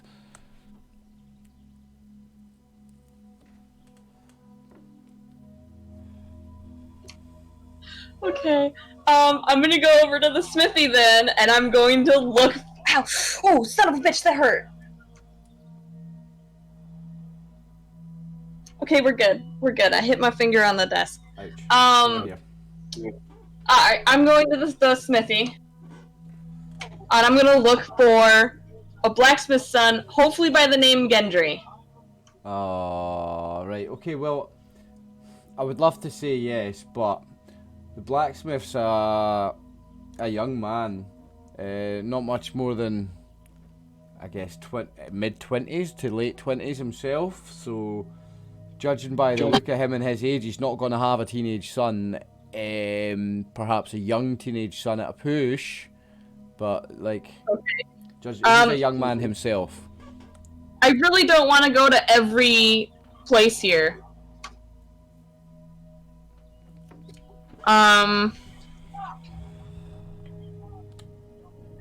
I guess Did the weapon and armor smith, Torm, have a son? He's got a wife. He's a dwarf, remember? He's married and has a wife, but you never saw any kids. I don't want a dwarf. She's been turned down by all the dwarfs she's met so far. So, where does filthy orc? Where does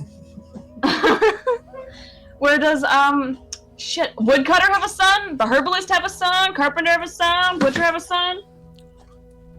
Mason have a son? Did I go and ask them?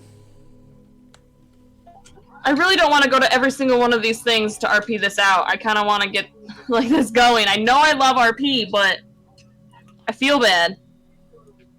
Okay, yeah, just, I mean, it doesn't matter where. If you're determined to pick up a bodyguard the same as Cornaith, you can have one. Just pick wherever. It doesn't really matter, like. Has Garona thought about looking for somebody's daughter instead of their son? Maybe that's where she's going wrong. Maybe. Mm-hmm. I can't hear you. I gotta turn you up. She said, have you thought about looking for somebody's daughter instead of their son? Maybe that's where you're going wrong. Okay, fine. We'll look for a daughter. I wanted to breed with it, okay? Alright, I'll look for a daughter, I guess. Okay. Because of superstition around what people think might have happened with a previous half-orc that was around town, and because of your presence in town, and because of your fight in the bar like 3 or 4 days ago, you're not able to find someone who's willing to be taken on as your personal apprentice in this town. Okay. Not in this town at this time, at this point in time anyway. Everyone's a little bit, people are a little bit wary of you because you knocked out the guy in the bar, like, and just because there's always a little bit of racial tension with you being a half-orc, and like there's perhaps maybe suspicious circumstances around where you came from. Maybe try the next town.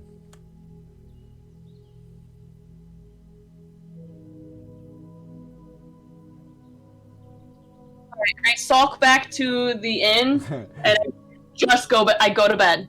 Oh, okay. I sulk back because everyone turned her down, and it's just been a day of being turned down. So she's stalking back to the inn and falling asleep with her ox because that's the only thing that truly loves her. Because she feeds it. Okay. I tell you what though, because there has to be some chance, right? I'll give you a charisma check with a 5 penalty. So you've got to roll your charisma -5 or lower on a d20. If you roll that, then I'll find you someone, right? But let's just see, let's give a chance. Charisma -5. What? Yeah. There's no good. You have to have some chance, but I want it to be a slim chance, okay?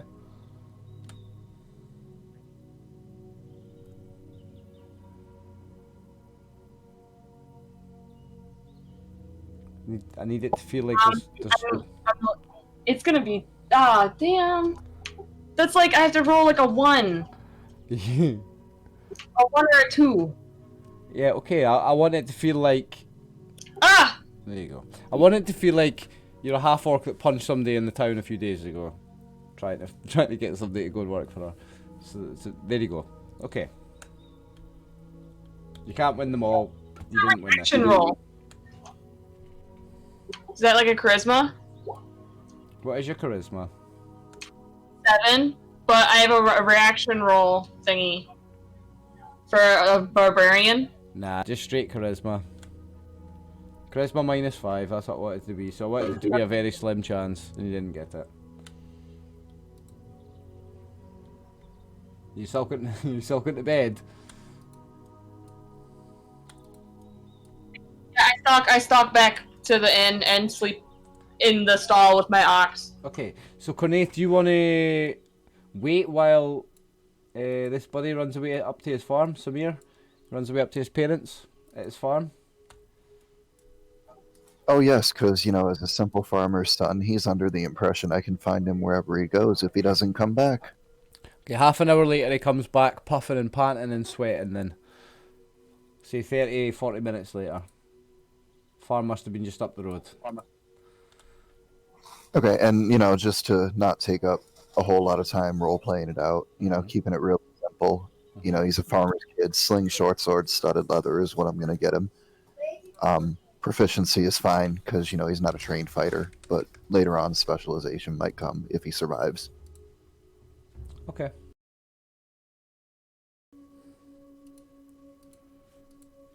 Yep, there you go. His token's all connected up with his hit points, his armor class and everything. Nice, there you go. Awesome. You've hired a fighter. He's got less hit points than you. That's okay. He's a hireling. Yep.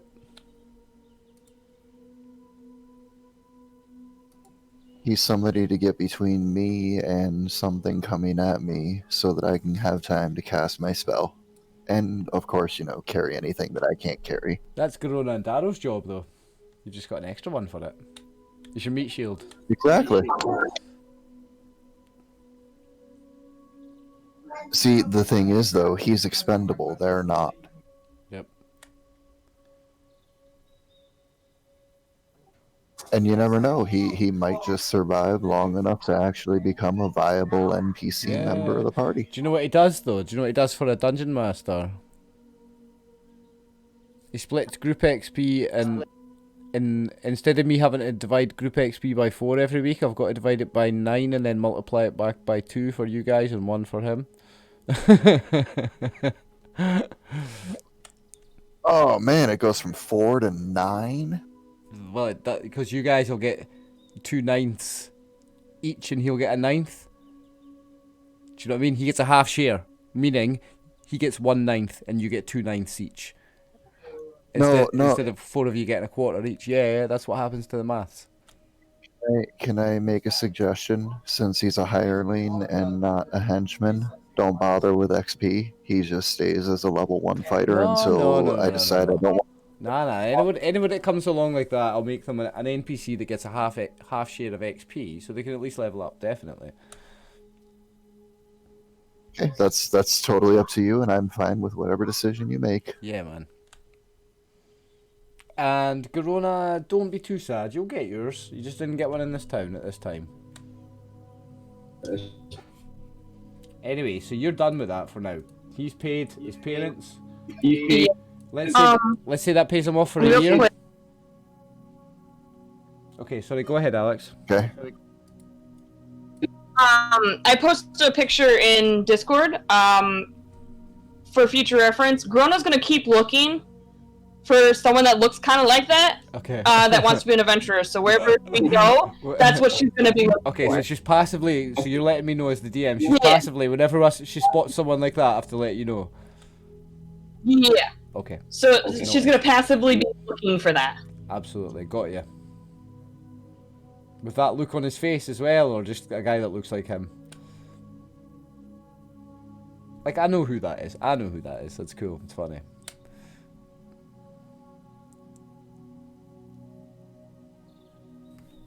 Okay, so we're done with that. Peter. Yep. Darrow and Kiara, Tammy, are going to Torms. You want to do some weapon trading. Yes. Alright, so I said before, and I'm happy with that it'd be an easy enough trade-off. We wouldn't have to work out the numbers and stuff to say the 2+1 spears would buy you the +1 battle axe that they had in stock. Easy enough. Yeah.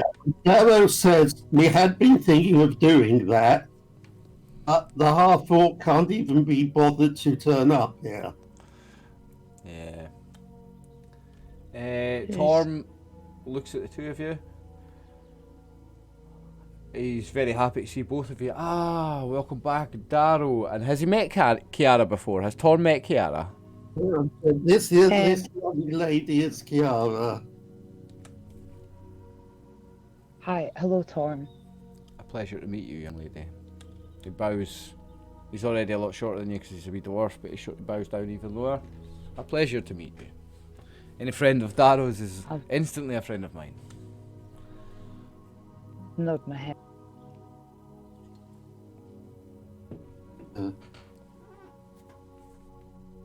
I'm looking to either improve my darts that I have now, or to see if you have anything better that I might like. Oh. Darts. It's not something I make a lot of. I mean, I have a dozen or so in stock. Nothing, I don't, oh, young lady, I wish. It's something, I can make you nice darts. I have the metal to make these, you know, to make special stuff, and I could do it custom for you, but it would take me some time to make you some of these. Perhaps, I don't know, a few days each. It's not much to make one dart, but with this metal that I have to use for what you're looking for, it takes longer. So I can make you one. I can make you some, but I don't have. I mean, I have what you have. I can give you some more if you need some more, if you need to resupply, but I don't have anything special for you. Okay. Right now. Lass. I forget he's a dwarf, so he's got a Scottish accent, so I call you Lass. I'll have. That's a shame. That is a shame, but it's good to know that you have them. If I work out how long we might be using here as a base, come and see you about special dart. If you wanted to make it easy for, so darts is a cheap magical item, so I'd say like, don't know, we think like 100 is too little for 3? Nah, like say like 300. So for 3 magical darts, you can make you 3 for 300 gold. If you were interested. It's for time. Will we be coming back here like regularly? So could it be something that I could say to him that he could do, and I don't have to like wait here to get them, because then we're going to be going somewhere else for like a long. You could make them in a week. You can make 3 darts like that with this special metal he's got that would make them outside of character OOC for a second meta game. It would make them +1 darts. You can knock up 3 of them in a week. Sorry. Yeah, but are we as people, as players, going to be here long enough that we can come back to, like, that I can say to him, that's fine? Out of character. I'm not explaining myself. I'm so sorry. Out of character, Ron, are we going to be able to do the business in Osea, whatever it's called? Expect to come back here. Oh, I'm not gonna tell. Peter, I'm not gonna tell you that. I'm not gonna tell you that. That's meta knowledge that I won't give. Okay. Yes. Thank you.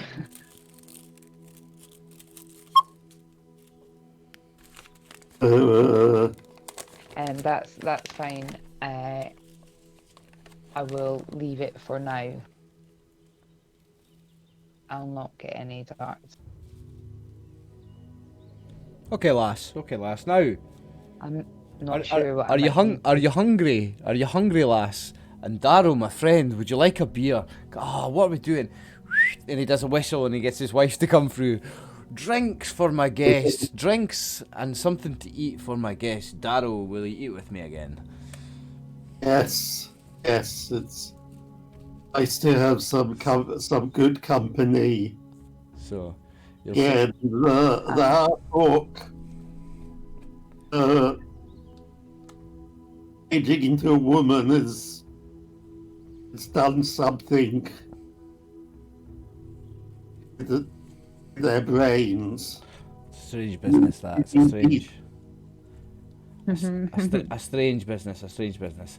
Anyway, so you're in a smithy, right? So there's lots of furnaces going around, right? So there's a little ground level one where he'll get these little 1-person benches, these little stools almost, and he'll drag a couple out, and when his wife comes through, this wee dwarf woman, her beard's not as long as his because she's a woman, she's still carrying this massive big stove full of this big not stove, this big cauldron full of soup like she was before, and you don't know how it's not burning the skin right off her, how it's not melting the skin right off her.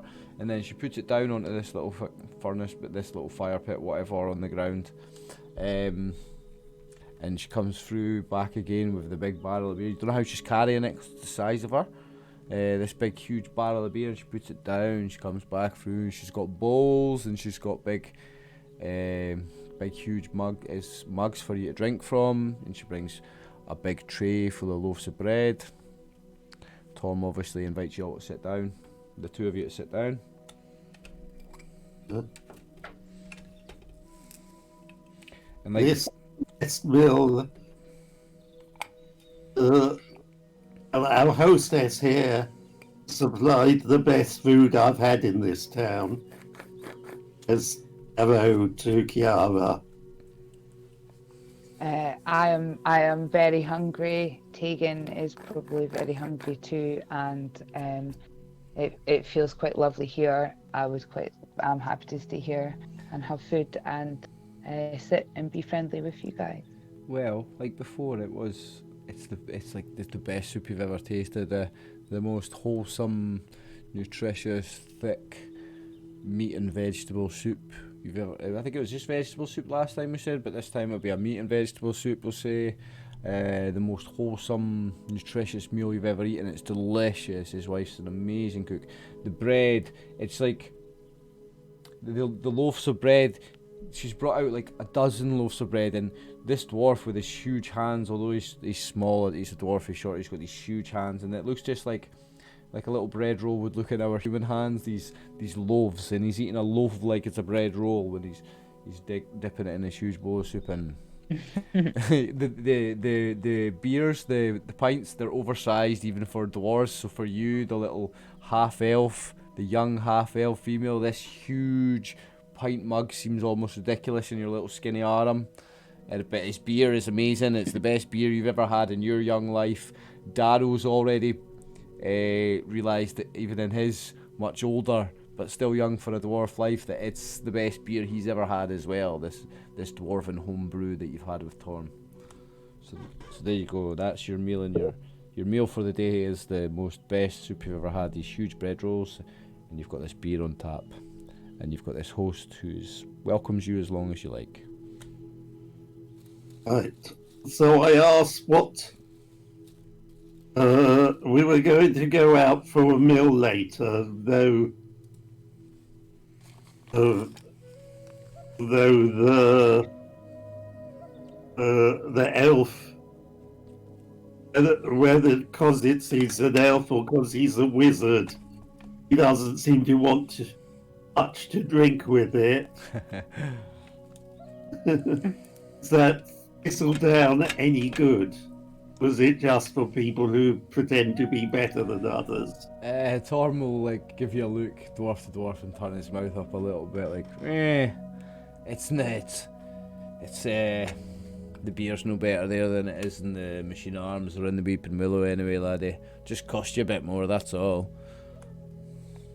You might rub shoulders with slightly cleaner shoulders and pay a little bit more for the same little drink there. That's about it. The meal, is it any better than the Machine of Arms? I wouldn't even say so. Not like my wife's cooking anyway. It's hard for me to tell. A long time since I had anything to eat in any of the establishments around here. I just eat my wife's cooking. She's amazing. Well, your wife's cooking certainly. It would be worth travelling for, which can't be said for the Machine of Arms. So he smiles and he laughs.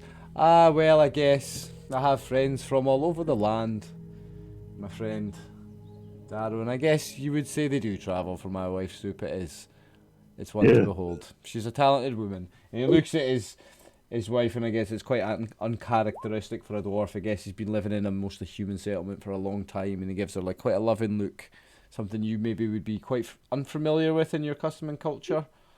Maybe he's a little bit humanised in where he's been living for a long time with that. And your people would also travel for your beer because you are fine host and a fine hostess, I'm sure they'll travel for your company too. Aye, well, don't tell too many of your friends about the beer, laddie, because my wife, she drinks like a dwarf, so I don't have, an endless supply. These barrels are only so big, and he looks at the barrel, and it's the size of you, it's huge. Aye, my wife, she drinks like a dwarf, so, it's not really a never-ending supply. I can only brew so much. I'm only one man. Yes. Say at least the Weeping Willow ordered in some double X, which is better than nothing. That's right. Can you remember the name we gave it? Because we gave it an actual name from the brewery back God, I home. had it somewhere. The brewer's name was, I can remember double X was the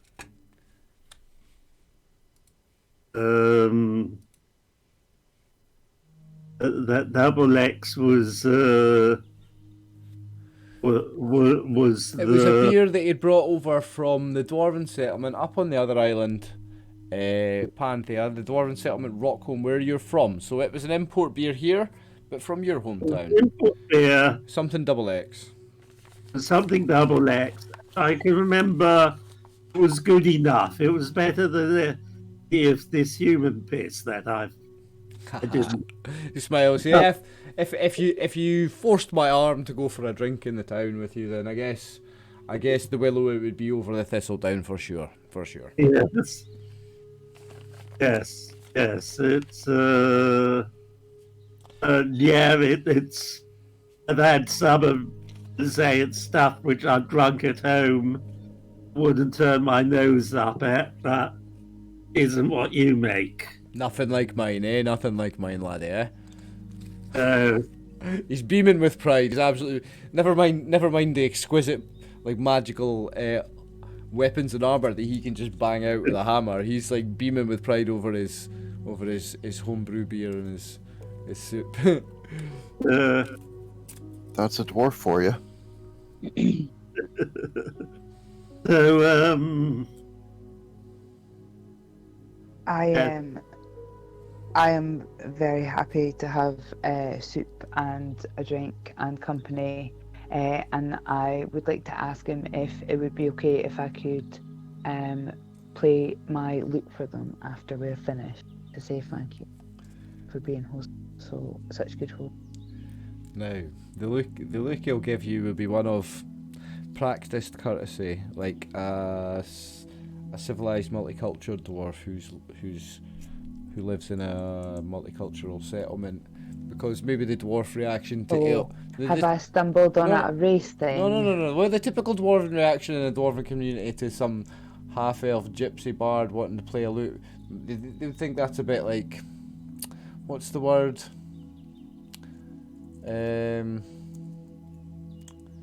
Now, I don't want to say the word fruity because it seems homophobic, but that's how a dwarf looks at an elf in their kind of stereotype. Do you know what I mean?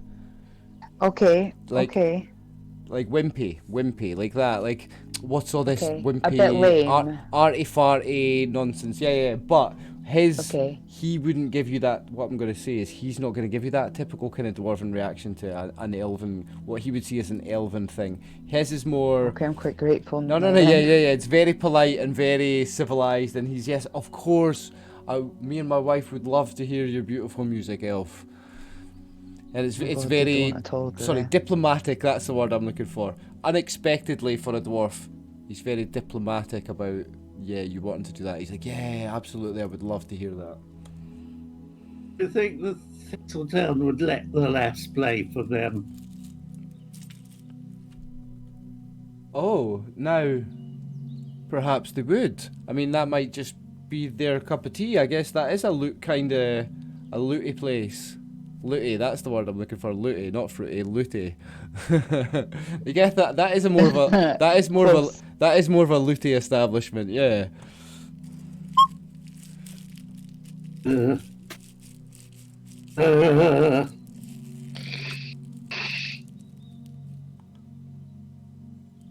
So, if the Uptalk deigns to turn up, then you can get the willing to trade that axe for these two here spears. Well, you have the spears. Grona doesn't necessarily have those, unless she has those spears. Unless she's carrying them, then you could do the trade without her.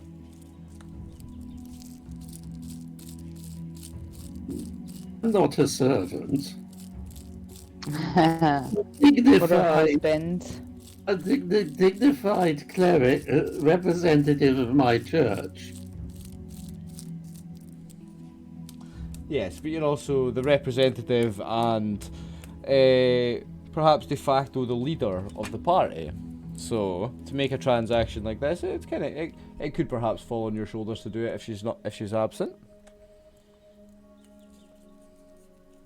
She's willfully absent.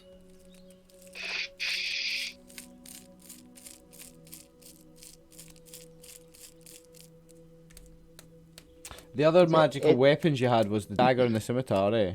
And you're keeping hold of both. Yeah. So Keeping hold of- have I swapped my dagger with Cornaith, and I No. have the scimitar now. No. You I have have the both of dagger. them still. You have the dagger, and I think the party was going to keep a hold of the scimitar for perhaps you in the future. Right. 'cause Okay. One of your I'm sorry. yeah, it was one of the weapons that you. Because I good can't for you. use it until I level up. You can use it, but you don't have proficiency in it yet. But I don't It's- have it. Yeah, it's perhaps something Okay. for the future I was for just you. checking. So what you're doing is you're practicing with the scimitar at the moment. But what you're actually using in combat, if you need a magic weapon, Yeah. is Yes. and once you've got, Yeah. once you're confident with the scimitar, packets have reached level 4 and taken it as your new weapon proficiency, Mhm. and you'll start using the Yeah. scimitar in battle. Yeah.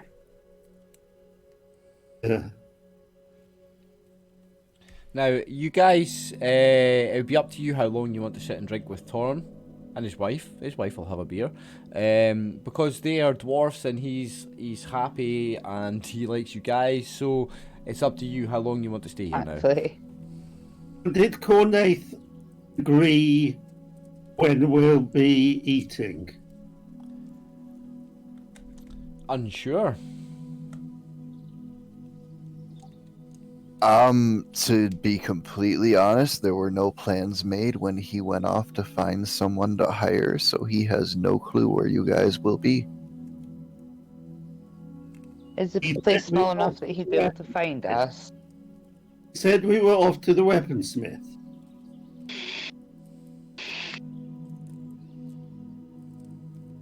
So, my assumption is Cornaith knows we've been here. Or would have said, "Oh, we'll probably sit down for a drink with him." Yeah. It's fine.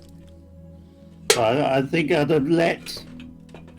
I would have let would have said enough for Cornaith to know. Where you were going, for sure. Yes. If Cornaith is interested in having the meal, the celebratory meal, and you can, and you know where to find us. I want to know, Alex, is Garona gonna continue to just stay in a room in the salt? Garona staying in her room. Okay. So 3 of you would eventually meet at the Thistledown. That's where you said you wanted to go for a meal, eh? Yes. As I say, as Storms is next to the Thistledown, it makes sense that we'll have said, when you're finished, come round Storms and we can go next door. Yeah. Cool. Now we're not. Okay, Paul? We aren't taking breaks tonight because we just staggered. Everybody's doing different things, so I'm going to quickly just run to the bathroom again, because I've not had a proper break, so I just need to nip in and out. I'll be 1 minute only, guys.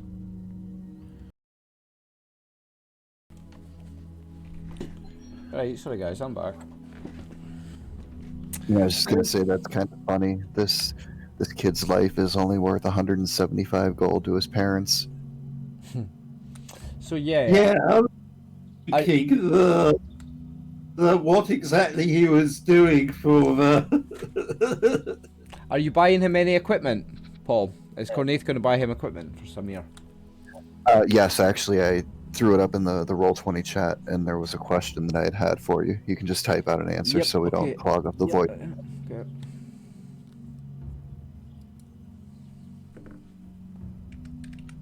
And that's actually what I'm in the process of doing now, is filling out all his equipment and deducting from my money.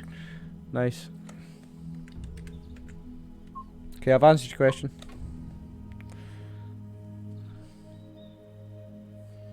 Even as an NWP, as an NPC, he still, as a level 1 fighter, has the option to use his proficiency slots to specialise.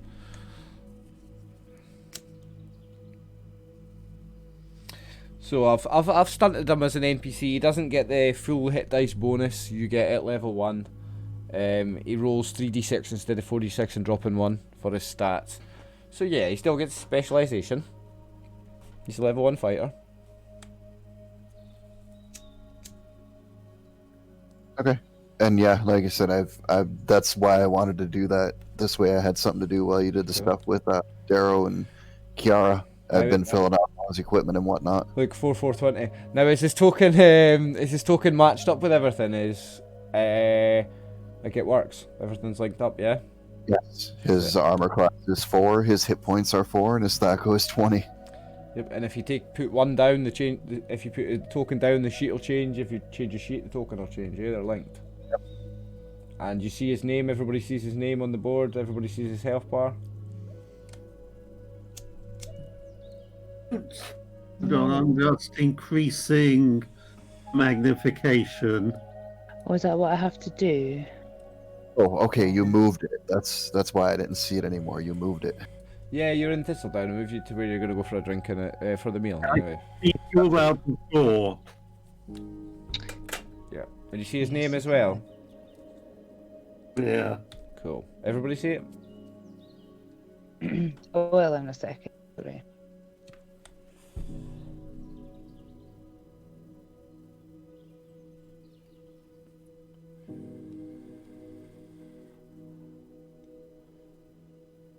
This is the first week that I've actually had it where I can move and check my own Roll20. Yay. So again, I appreciate the fact that everybody's waiting for me to catch up.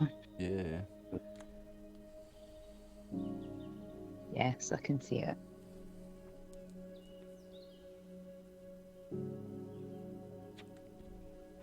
Nice. So yeah, welcome an NPC to the party. Sorry, Garona didn't get hers this time.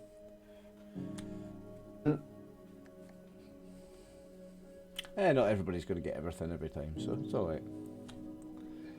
You know, it's interesting. I found some piecemeal armor that's the same armor class as chainmail, but half the weight.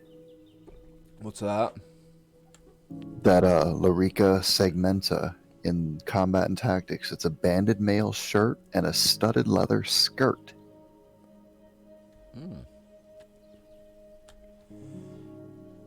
I don't like that book though. It adds quite a lot of stuff that I think's a little bit broken. So I kind of stay away from the book. Okay, fair enough. I'll go back to studded leather. Yeah, keep things simple for me, man, because I'm a simple DM. I'm not the best, so... No problem. Don't add too many books. For me, it's like the main 3 and the splat books. And then I think there's a couple of spells that I like from the... Spells and whatever it's called. I don't even remember what it's called. Don't use those books much at all. That healing spell. Yeah, there's a level 2 healing spell that I like to use, just so there is a level 2 healing spell. Yeah, so, Paul, if that one's available, if you let it know its name, then I can make a point of putting that in. Yeah, get that one for As sure. one of get that on the computer. I'll get that on the Roll20. As far as spells are concerned, I'll consider any spell.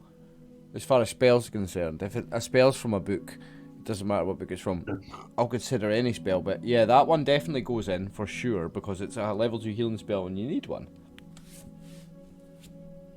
There shouldn't have to wait like for level 3 magic to get a better healing spell, because level 3 magic means level 5 priest, doesn't it?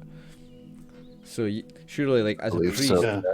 as a priest, you don't want to have like, do you know what I mean? Your best magic spell for your best healing spell doesn't get any better for 4 levels. You don't get a better one until you're level 5. I don't think so. I think at level 3 there should be a level 2 healing spell, 100%. Level 7 even, of course. But I think that's one of the things they improved in 3E, was making Better spell progression. cures being basically a D8 a level. There's some Ah, yeah. plus. That's good. I like that. That's nice and easy, and it works nice, eh? You want something like that, Peter, for all your spells? Yes, if you can message me about what to do, we don't have to do that during game time. Cool. Yeah, no. Is that- Anytime, bro. That's the level 3 spell though, isn't it? Oh no, that's the level 2, Cure Moderate Wounds. Yeah, that's the level 2 one. Oh nice, okay. So it's 1d10 plus 1. But yeah, anytime during the week, Peter, just send me a message on Discord. I would jump in voice chat and walk you through how to put it on your sheet. I'll send you the files, all that. I've seen got some idea of it because I've got magic user in the game I would be playing tomorrow. Except it's not happening this week. I just threw it in Discord so you can see the amount of work goes into goes into that table there in the chat. Oh yeah. Right, okay. Okay, so you guys want to have a meal at Thistledown? Sounds good. So we have to say, who's this? Who's your companion, Kilnath? This is Samir. I have hired him to travel with us to help protect me when Garona and yourself are occupied protecting the rest of the group. And I believe that he will be of value to our company.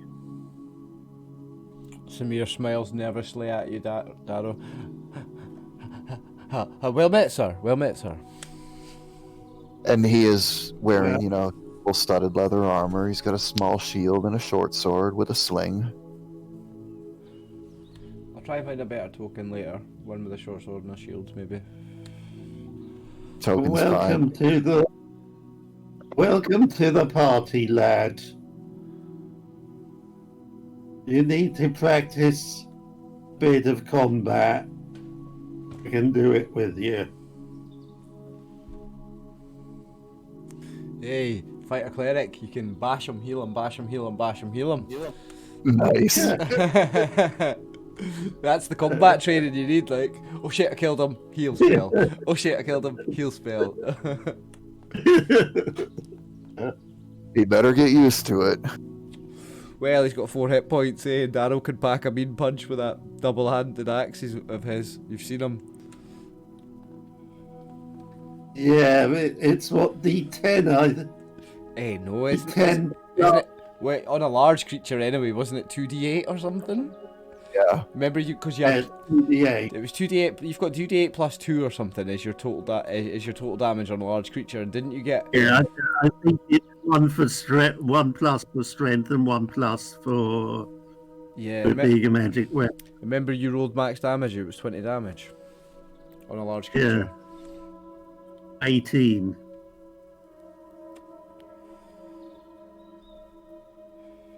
Right. So let's see what So the the Thistledown. food's like. So the Thistledown, generally the bar is a little nicer than the one before. the Weeping Willow. I forget the name.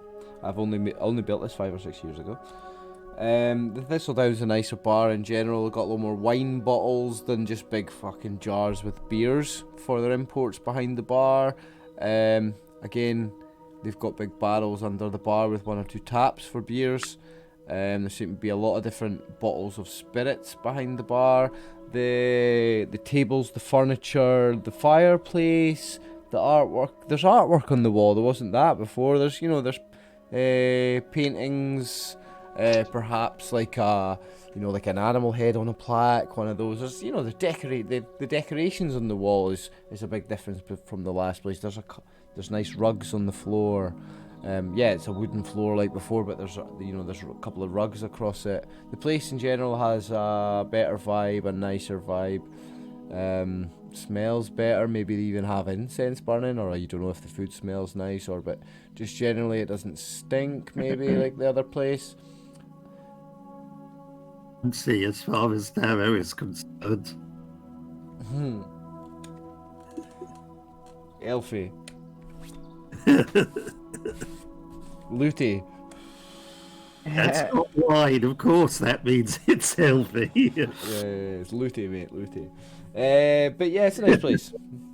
A young pretty girl behind the bar. Let's call her Sandra. Sandra at the Thistledown. Someone remember that because I haven't wrote it down. So there's a young lady behind the bar called Sandra. It's random to come up with names. Samir and Sandra. I'll need to come up with something that's not S next. I know we had Mitchell, the crutches kid.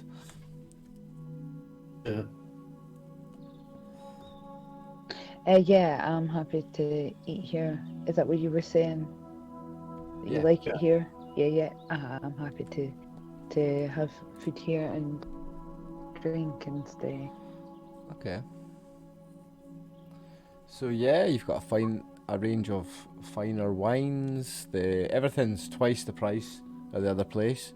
There's probably the same amount of different drinks, but everything seems to be twice the price. A beer is twice the price. A wine is twice the price of the place before. But it seems to be maybe the business owners of the town, the merchants passing through. Whereas the place before, it was the forestry workers, the fishermen, the working class. Here it's more the business class. Whilst I don't expect the same quality beer as next door, is the beer drinkable? Yeah, it's decent, decent. For you as a dwarf, you're maybe a little bit more judgmental and you've got dwarven standards, so maybe not quite good, but yeah, it's okay. It's better than the machine at arms. Yes. Not as good as the Willow from my point of view. Yes, because it's not a dwarven. Yeah. So it's a better local ale than at the Machina. Yeah. Right. Yeah, it's an alright drink. Cornaith and Samir, what are they going to drink? We worry about how much everything costs later. You've all got enough money. Samir probably just plain old ale, whatever they have. Cornaith wine, they have it. Cool. You can have a red wine, a white wine. And they probably have some fancy elven wines that cost a bit. Place is nice. Would I be into like wine? Sorry, as like a genuine question about characters. I mean, you can be as if I was playing as myself, I'd be like, fuck yes, let's have some really nice, and I would get like a really good, nice bottle of wine. Yeah, well, but then I don't know. You can be as stereotypically or as unstereotypically half elven as you like. You can be as stereotypically or as unstereotypically bardish as you like. Gypsy as you like, so maybe you're half elven, gypsy, bard. Play it how you want to play it. Also put like as much or as little of Tammy into it as you want. Like, it's totally up to you. Like, this is the kind of, it's small details in terms of gameplay, but in character building, this is huge stuff like what she likes to drink. Okay. So whatever you want. Cornaith has the I'm superior because I'm a grey elf attitude, but at the same time, these are his companions and they've saved his life a few times already. So he'll go to the barkeeper and discreetly hand over 3 gems out of character worth 200 gold pieces and say whatever they like is what they will get. Wow, that's a lot of money's worth. Okay. Whoa. So yeah, when you hand that over to the lady behind the bar, she'll like put it like low down so people don't see it, and she'll like run through at the back. Yeah, you don't hear her giving it to somebody, but like that's kind of the impression you get. She's about to give it to like the manager or whatever. Like she says, yes, of course, whatever you want. He's done this very discreetly, you know.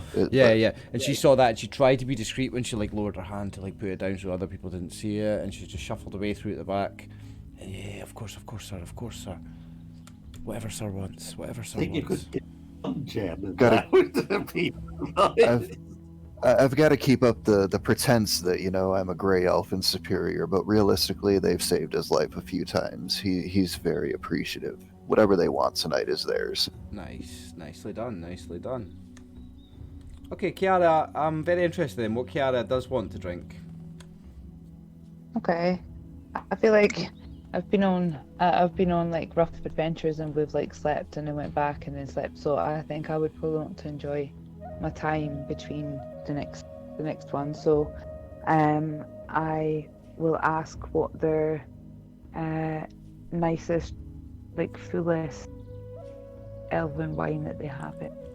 Okay, so the lady smiles at you, and she like tries not to get noticed when she smiles out the corner of her eye at Cornaith, and she'll bring down a bottle of wine from behind the bar. This is just the one for a beautiful lady like you, a beautiful elven wine for someone who so obviously has the beautiful, elegant elven heritage in her blood. And she'll start pouring you this blood red, rich wine, give you a glass, put the bottle back up behind the bar. Thank you so much. I'm definitely going to enjoy this. It sounds perfect. If you taste the wine, it's really, really, really nice.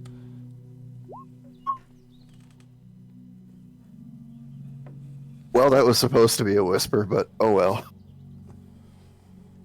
Okay. So guys, you sorry. didn't read that. I guess. Oh. You missed a slash. Yeah, it's all good, mate.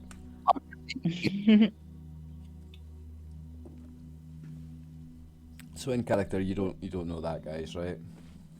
You think he's still got a good share of the, because he's just hired a guy. You don't know that he's spent loads, and you don't know that he's done this thing. So remember, you don't know that. That was GM information. So no metagaming. You don't know.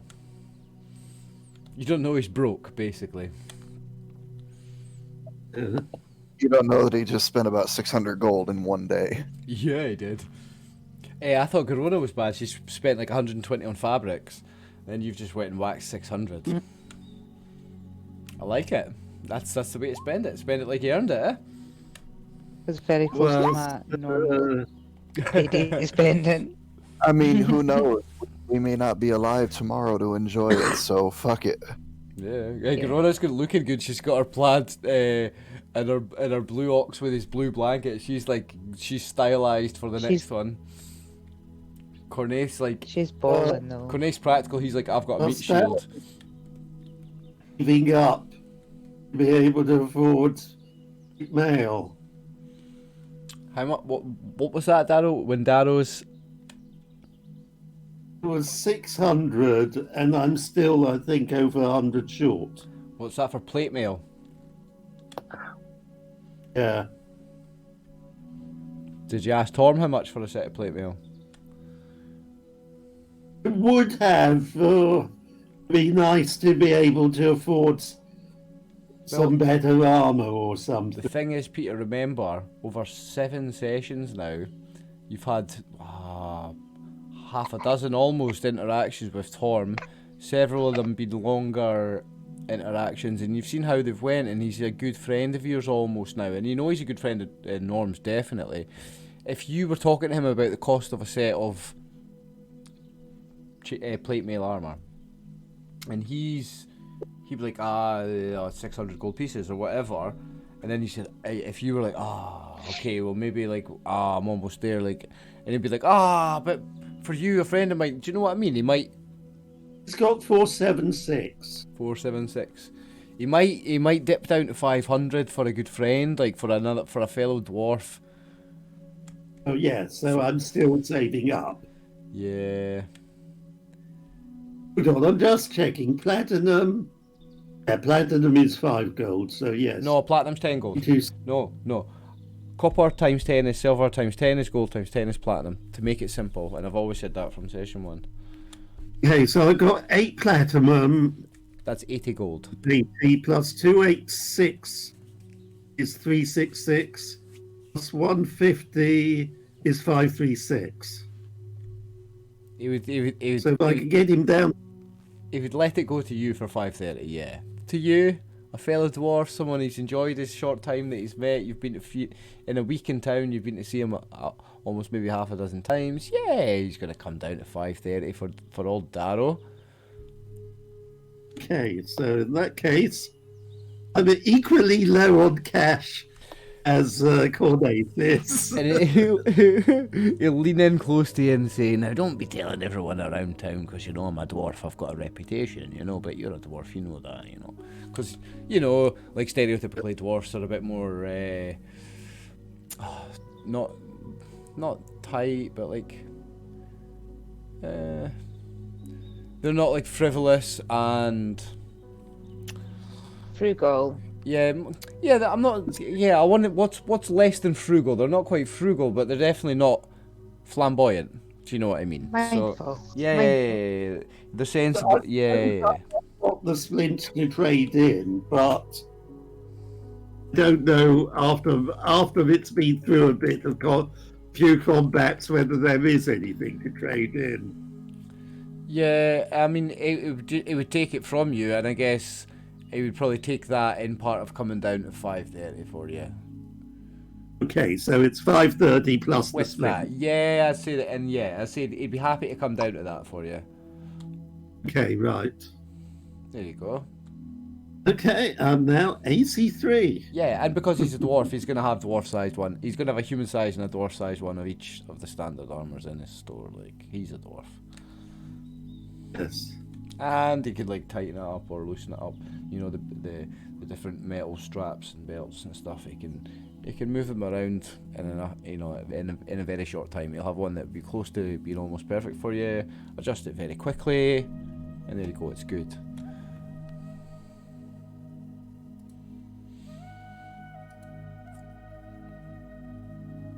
So yeah, you have plate mail armor. What does that do? A +1 to your armor class from chainmail? Like a -1 even, I suppose, because it's armor class. Yeah, it's +1 to the armor class. So I'm now armor class 3, even though I don't use a shield. Nice. That's good. That is very good. We've got the front line. Neither of the front line uses shields. We've got a two-hander and a dual wielder in the front line. No shields. And then you got Samir with the super sword. We haven't got a tank in the classic sense. Not a traditional one, no. There's no shield out there. I like it. It's more flavourful. A tank's boring. Tank reminds, even the word tank, that's a video game word. That's World of Warcraft. This is Dungeons and Dragons. We don't have tanks. We have characters full of flavour. One of them swinging 2 axes around like a madwoman, and then one of them with a big two-hander. Yeah. Dwarf with an axe the size of him. Yeah, and if I'd been min-maxing, then two-handed sword does more than the two-handed axe. Yeah, but no, because you're a dwarf. You've got the axe. It's flavourful. You see, I give you a big bonus on roleplay every week, everybody, because people play flavourful characters. I love it. It's not min-maxing really. It's really a big turn off for me. I mean, it's okay to put a little bit to think about. Yeah, I want to maximise a little bit, like. But if I see you've maximised everything in every possible way, yeah, that's a turn off for me. Like, yes. If you'd been this dwarf cleric fighter and taken the two-handed sword because it's more damage, I'd be like, ugh. You know what I mean? That would be a turn off for me. The axe is cool.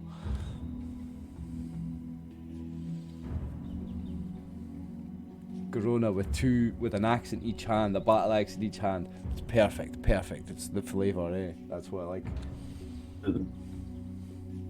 Anyway, what I want to know then, from the four of you, I guess, because Samir is here, after a nice meal, I assume you're all having you're all having a meal now. Question actually, Kiara, first of all, you're going to struggle to eat anything. That soup and bread, the soup and bread you had with Torm, that's, your stomach is absolutely full. There's no way you're gonna get a meal down you, right? Darrow, you might squeeze one because you're a dwarf and you've got this big iron stomach, constitution, whatever. But even you might struggle because you feel like miraculously full after eating this soup and bread and the beer, I guess, with Torm and his wife.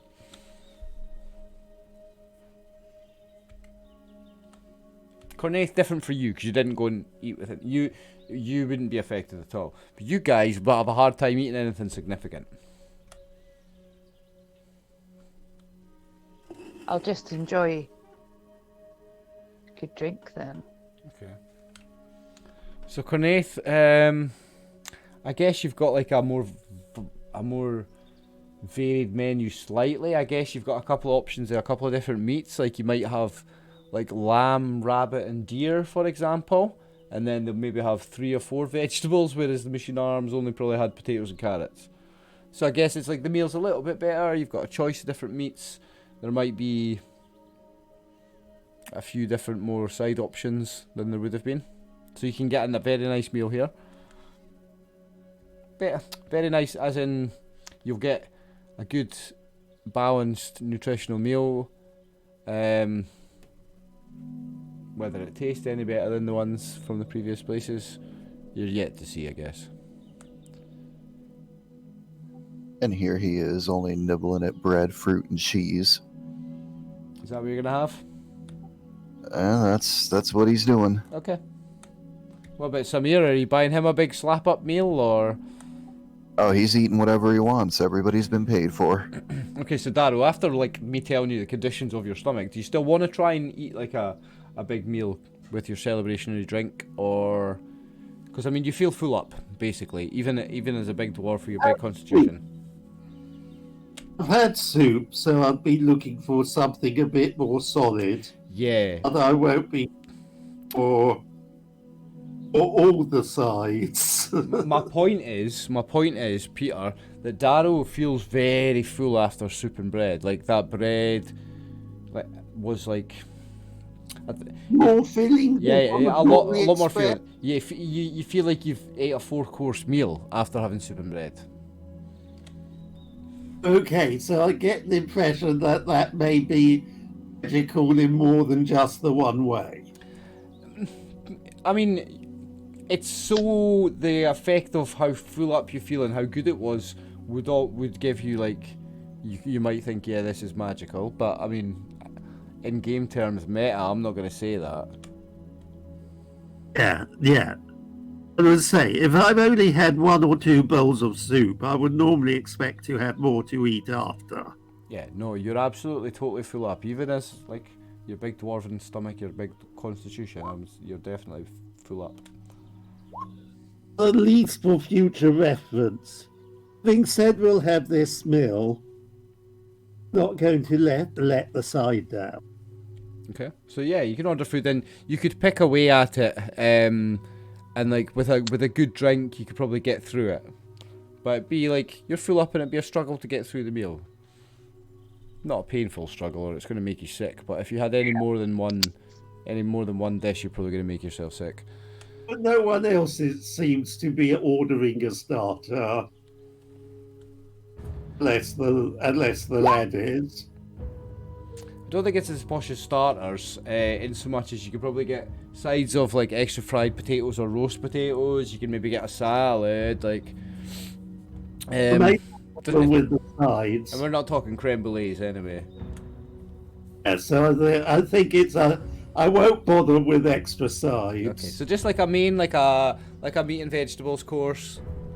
Yes. Okay, so yeah, like I say, you have probably the option of a few different kinds of meat for your meal. Like maybe, let's say, a rabbit, deer, and lamb. I think I said before. So that's probably your 3 options.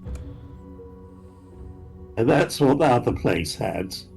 I think they just had rabbit, and then I think later in the week they had deer. So for a Yes. couple of days it was rabbit, for a couple of days it was deer. I mean, I don't know how different things are in because given dwarves live underground, whether all of these meats are new tastes to me, or whether it all gets imported. Where you're from, Rockholm, is a community that is a dwarven community underground that is directly underneath a large human city. So contact with humans, as a dwarven community goes, is maximum. So as a dwarf, having lived however many years you live to be a young dwarf, which is like, I don't know, 60 years or something, then you're talking... Yeah, you've definitely tasted rabbit, yeah, 100% of course. So something like rabbit or lamb or deer, even though these are above ground animals and you're a subterranean dwarf from a subterranean community, these wouldn't be foreign to you. You would have definitely enough contact with human civilization because you're right next to one, literally underneath one. That no.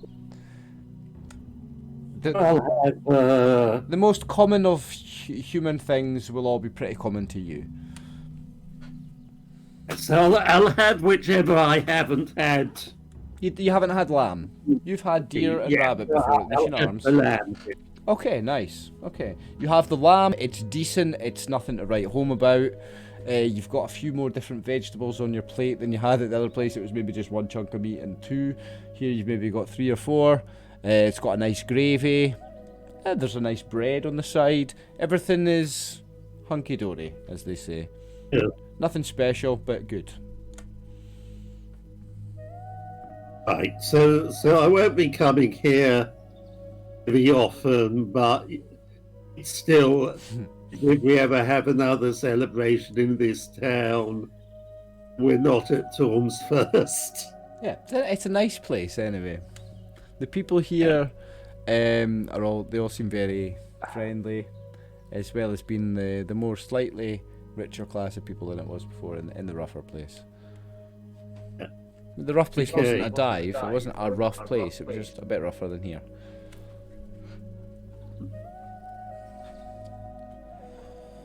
Okay. Now, make a constitution check for the 4 of you that are here drinking. Darrow and Kiara with a +2 bonus. Hold on. So you've got to roll your constitution +2 or lower on a d20. Cornaith and Samir, roll your constitution or lower on a d20. Oh shit! Hold on. Okay. I've got to roll a d20 +2 and get less than my constitution. The other way around.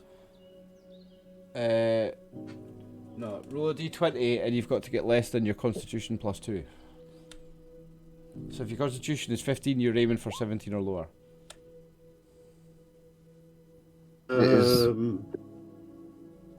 Is this My picture's to changed. is this to determine level of drunkenness? No, this is the first drinking constitution check. This is to see how your stomach's handling it with the food and to see, the drunken test. Yeah. See how drunk you get, but not just how drunk you get. You can get as drunk as you like. This is to see. This is the first test of how your hangover is going to be tomorrow. There's another one after this. It's a 2-test system. Yes, so I was thinking we were at a 2 penalty. Oh, my constitution is 15. That what you've rolled. When you're trying to roll low, you've just rolled a 1 basically. You've rolled the thing that's always Yeah. a fail. It's not going well with me, is it? So even after the good hearty meal of the, because you've got the +2 bonus with that soup that super filled you up and the bread, you're still, after your 1 glass of wine, you're still like a little bit dizzy and a little bit like that's totally gone to your head, this fancy elven wine. It's done what I was wanting it to do. I think Samir's a little bit tipsy after a couple of pints as well. Oh yeah. Yeah. No, to be fair, I'm Cornace's just little though. not drinking to drink. He's just kind of like making a show of, hey, I'm having a sip here and there. Do you still want to roll from it? But Darrow is, so by peer pressure, Samir will be being encouraged to. Oh, yeah, no. Yeah, yeah. Samir's, Darrow's giving it, totally- come on, lad, have another beer with me. I imagine Samir right now, this is the best meal he's ever had in his entire 19 years. Probably. He's got fresh armor, fresh sword. He's about to hit the road. He's partying hard. Yeah. So yeah. Cornaith, on the other hand, he's the reserved elf. He's taking a sip here and there. Do you want a roll for him? Roll a d20 anyway, and it just determines how well you're going to do. That's just how well you're going to do if you drink a lot. If you tell me you're not drinking a lot, you're drinking conservatively, you don't have anything to worry about. But the people who want to drink a lot and want to party, they can party, and if they pass a couple of tests in a row, then they can party and not get a hangover. But if they fail one or both of their tests, then that'll determine their hangover. That's how I roll. Right. Get as drunk as you like. Right. Either way, Cornaith made it perfectly. He's got a con of 12, and that's definitely a pass. Yep. Samir, on the other hand, is getting totally smashed. I'm not even gonna lie. Well, roll a second one for Samir with a -2 penalty this time.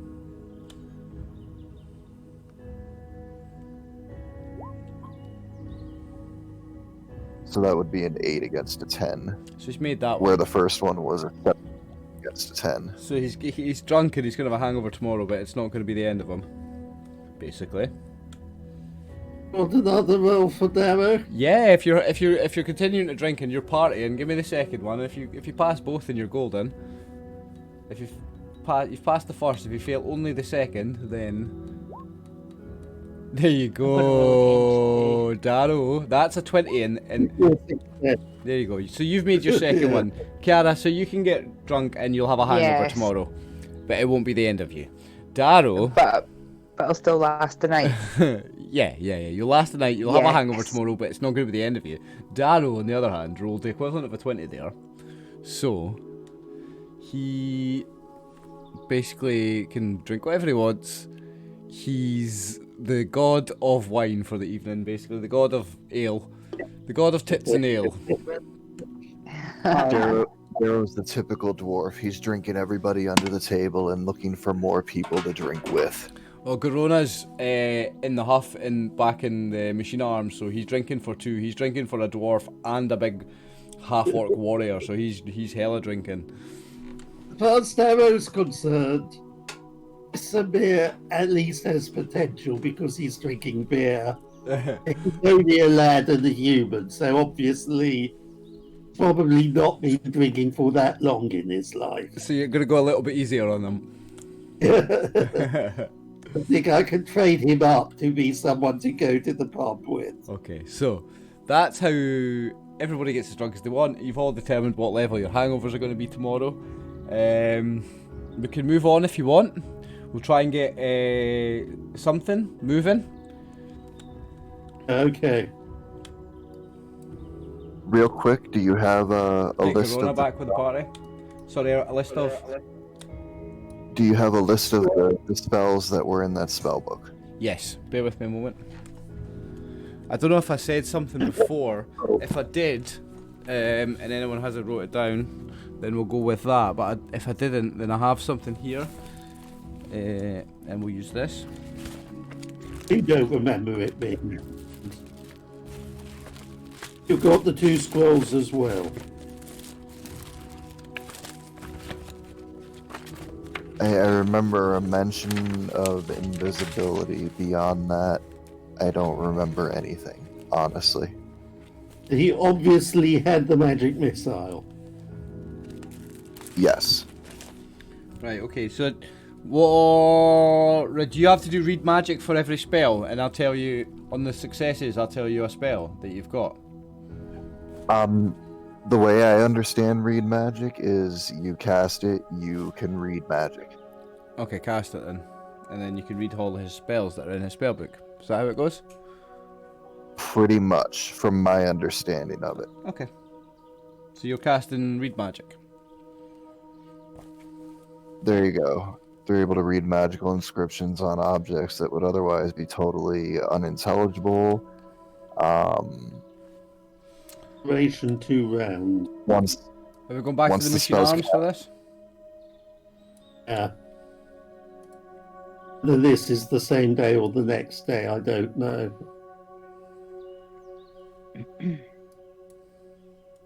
Is this the next game day? No, it can still be the same day if you want. It's called weren't. nice. The beauty of that spell is you can read the writing without invoking the power of the spell. Okay, so that means it doesn't... Yeah, you don't have to cast a spell. So I could read a scroll of fireball and not accidentally cast it by reading it. So you get all the spells that are in his spell book. Or you get to know what they all are, right? So I'll just read this list out to you. Okay. Okay, he's got read magic, detect magic. No?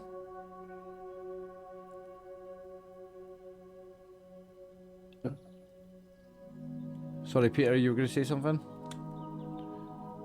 I was checking Paul was noting it down because I'm okay. not. Read magic, detect magic.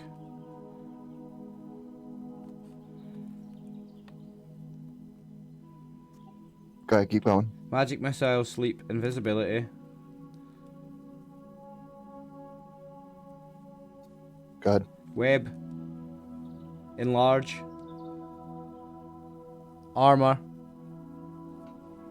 Charm person. Keep going. That's it. That's the spell Alright. book. 9 of them. Just to confirm, read and detect magic, sleep, magic missile, invisibility, web, enlarge, armor, and charm person. Yes. Okay. There's some you can cast there. Yeah, magic missile you definitely can't do. That's your opposition school. Is there anything else there that's opposition schools for you? Just off the top of my head, no. Invocation, evocation, and necromancy are my opposing schools. Okay. You can definitely charm person is certainly one, Right. one that I think that charm yes, person, I think I get a bonus of 15% in my learn roll, and the other ones I get a minus 15%. Now, Kiara is a bard. She's got a chance to learn any of them as well. Any of the level 1 ones, sorry. Some of those are level 2 spells. She has a chance to learn any of the level 1, right? What are the level 1 ones? As far as I know, she does. Yep. I think, what are the level 2 ones there? Invisibility, web. Universal. What? Right, out of that, I think those are the only 2 level 2s. Yep, I think it's there's 7 level 1 spells in that list, Tammy, so she's got a chance at 7 of them. I think out of that list there, magic missile, sleep, invisibility, web, enlarge, armor. And me trying them doesn't mean that someone else can't. Like we all get to. No. Yeah. He gets his chance to learn it, you get your chance to learn it. But if he learns it, do I still get a chance? Yes. And the vice right, versa? the writing Yeah. is still in the book. We can both learn it from the same book. Okay, sweet. Yes. Okay, thank you. Sleep, definitely. There was some you tried. Hadn't you tried some out of? Yeah, and I didn't get any. What did you attempt to learn before? But the thing is, Right. no, you've not leveled up to level 3 yet, have you? Okay, so you don't get another attempt at them. What was the one she attempted to learn before and failed? Right. It was Cornate spells, wasn't it? Mm-hmm. Yeah, that was Cornet's spells that she was trying. Okay, so you've got a chance at magic missile. You've got a chance at. You failed sleep because you've got sleep, so she's failed that.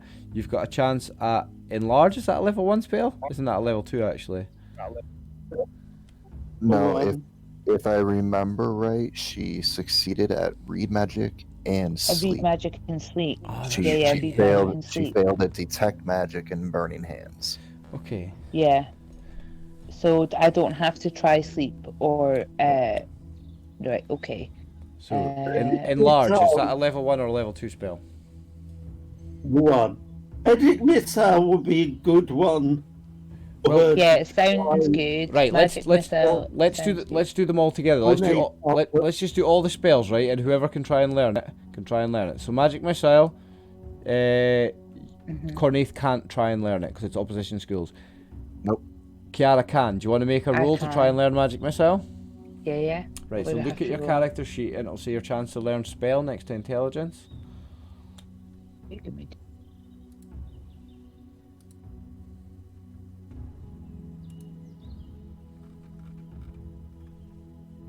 65%.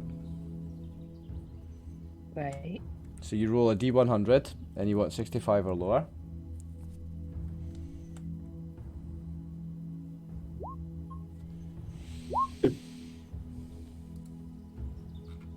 So you learned that one. You've learned magic missile. So add that to your spellbook. So just assume that you're tearing these pages out of this and you're making what's left your spellbook. Okay.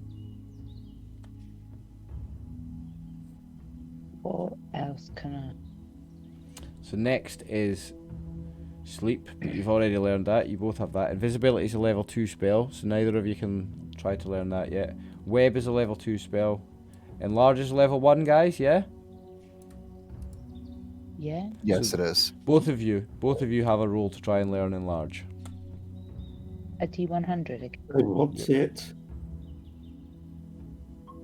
Oh, that's a pass. And I'm gonna pass on that one. Not interested. You're not interested in enlarge? Okay. What is enlarge? Basically, you cast. Enlarge is amazing. For every spellcaster level you are, you can make someone 10% bigger, increase their damage by 10%. Oh, So, like, okay, if you would cast- use it Oh, I'm on just going to quickly people grab a drink of who juice were so on you your can side. take the lead here with the learning of these spells and then just let me know when I get back. Got Yo, I'm back. Wait, another question. If I was, oh my god, if I was to do that on you and then you were to cast a spell, does it work the same? No, because spells aren't No. physical. Okay. Okay. You're Other thing, literally making them physically larger. Okay. Yeah. other thing is, if you can do it on objects. We've got. I'm just looking. Let's look at the duration of this spell. 5 rounds per level, so not that long at the moment, but it will get longer. If we find that our rope isn't quite long enough,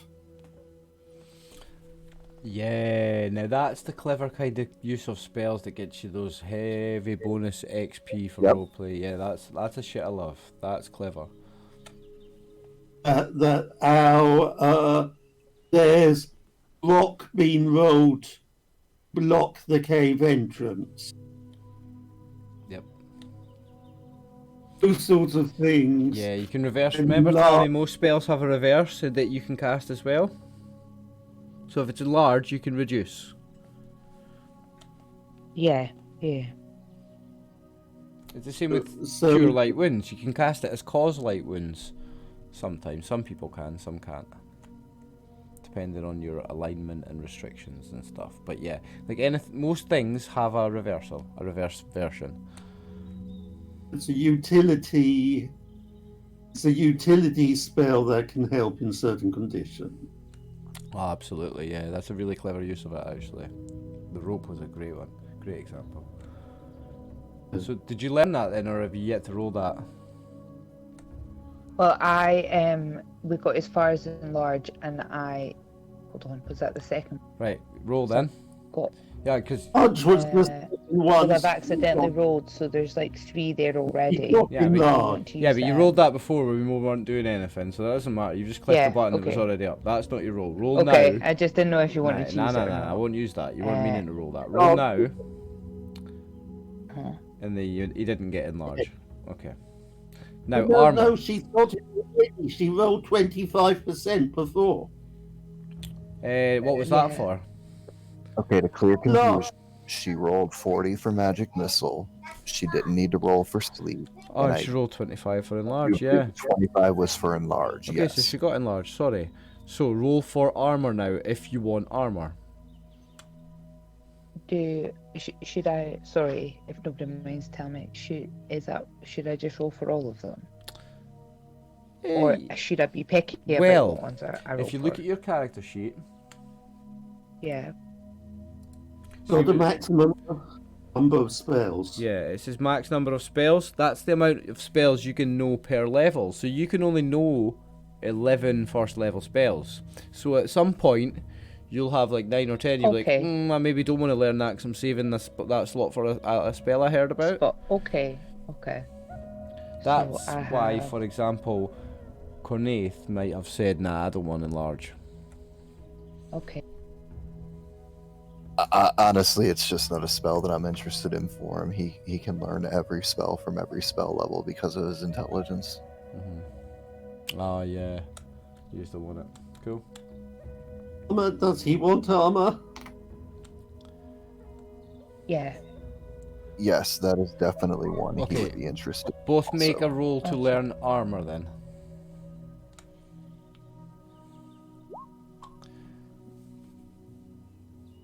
Who wrote Alright, that? I need That a was Kiara. No. One. Tammy, you needed Those are 65 or terrible, lower. aren't they? Sorry? Oh, I was gonna say they're terrible rolls, eh? You needed 65 or lower and you got 66. What about Cornaith? What's Paul gonna roll for? Alright, Cornaith? my- Armor. My brain's not working too well here. My normal is 96. I'm at a minus 15, so 81 or less. Yes. Yeah. Good God. 78. Bye, Alex. Alex, yeah, if you can hear me, thanks very much for being here anyway while you weren't even in your normal situation. I really appreciate it.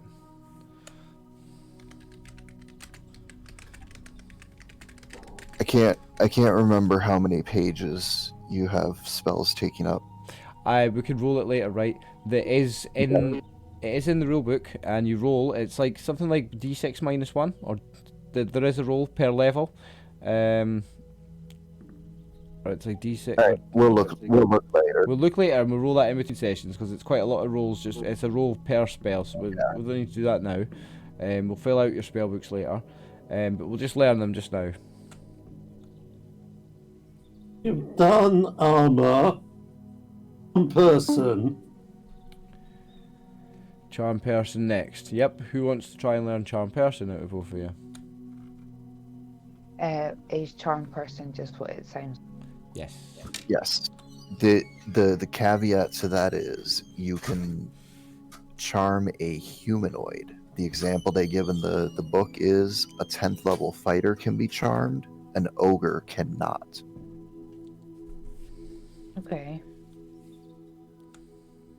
Is it something that's guaranteed to work, No. or is No. it something that They have a because I've save. got They roll a save Okay. versus spell. because I've got oh, They roll a save versus spell, and if it's successful, they stay charmed based on their intelligence. They get another save every certain time period based on what their intelligence is. If they fail the save, you mean, not if they make the save. If they fail it. Yeah, if they fail it. Yeah. Like I said, drug brain. You could well have charm another way already, depending on Yeah, you have. exactly how your type of bard works. Yes, you have high charisma. I was going to say yeah. I have very high charisma. I Yeah. also have etiquette and Yes. things like that Yes, too. exactly. So You can use I your don't- personality. that's why I was asking about Yeah. like obviously how. Yeah, no, I don't need to learn that. Well, you've got your personality and your kind of bardic talents as a way of charming people, but this is a magical charm where they are under a spell. Do you know what I mean? It is more powerful. Yours, you have to put a lot of work in, you have to get everything right, and this, you just read some words, and it's it works or it doesn't. It's a magical charm, so it's much easier in the terms of you're just casting a spell at somebody and it either works or it doesn't. So, in the terms of you have your own abilities that are very charming and you can charm people in your own way, that doesn't make this spell like unnecessary at all. This is just as useful to you as it is to anybody else, I feel like. Okay. See, but You've made me think totally different to what I was going to say. Yeah, That's only my opinion. I'll roll to. two of the gypsies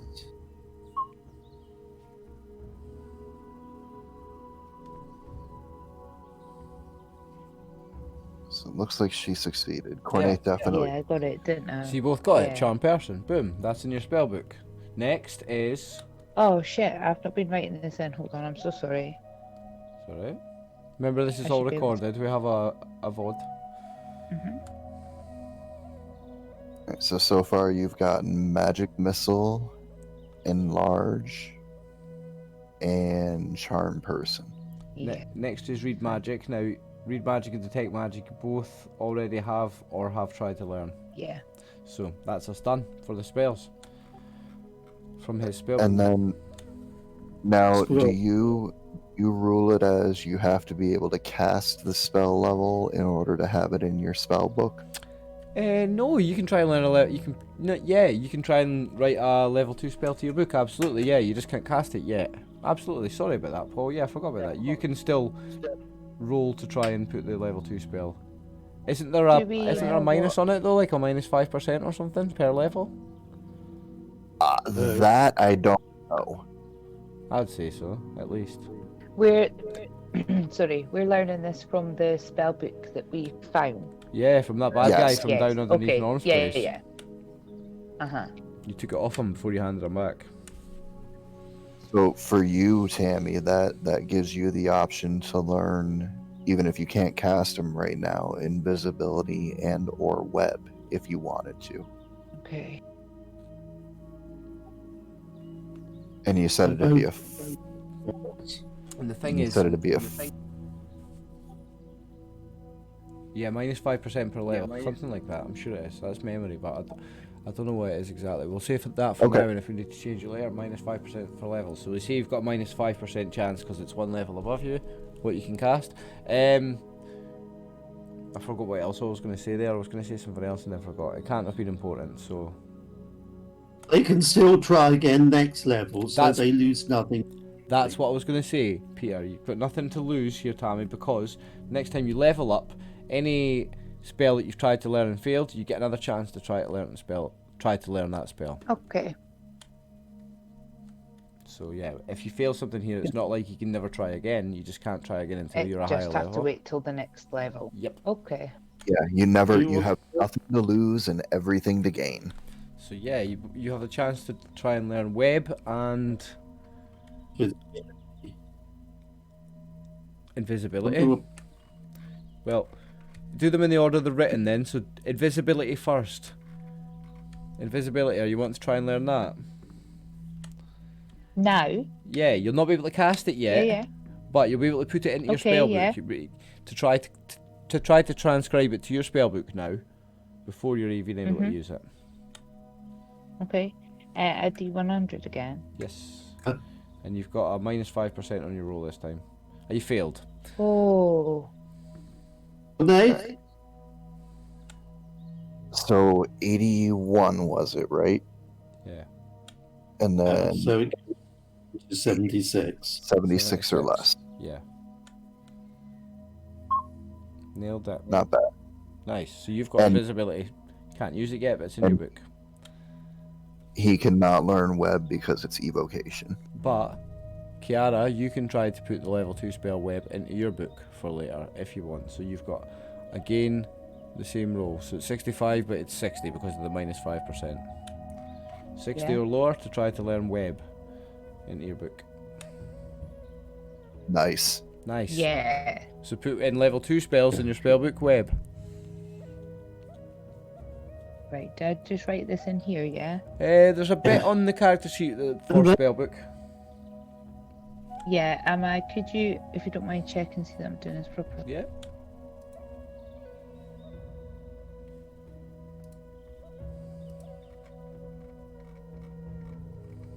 completely forgot that I had that handout for this occasion.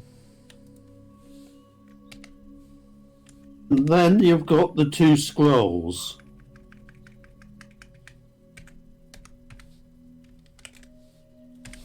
There you go, Tammy. So you've got a 1 for all your level 1 spells, and then a 2 for web for your level 2 spell.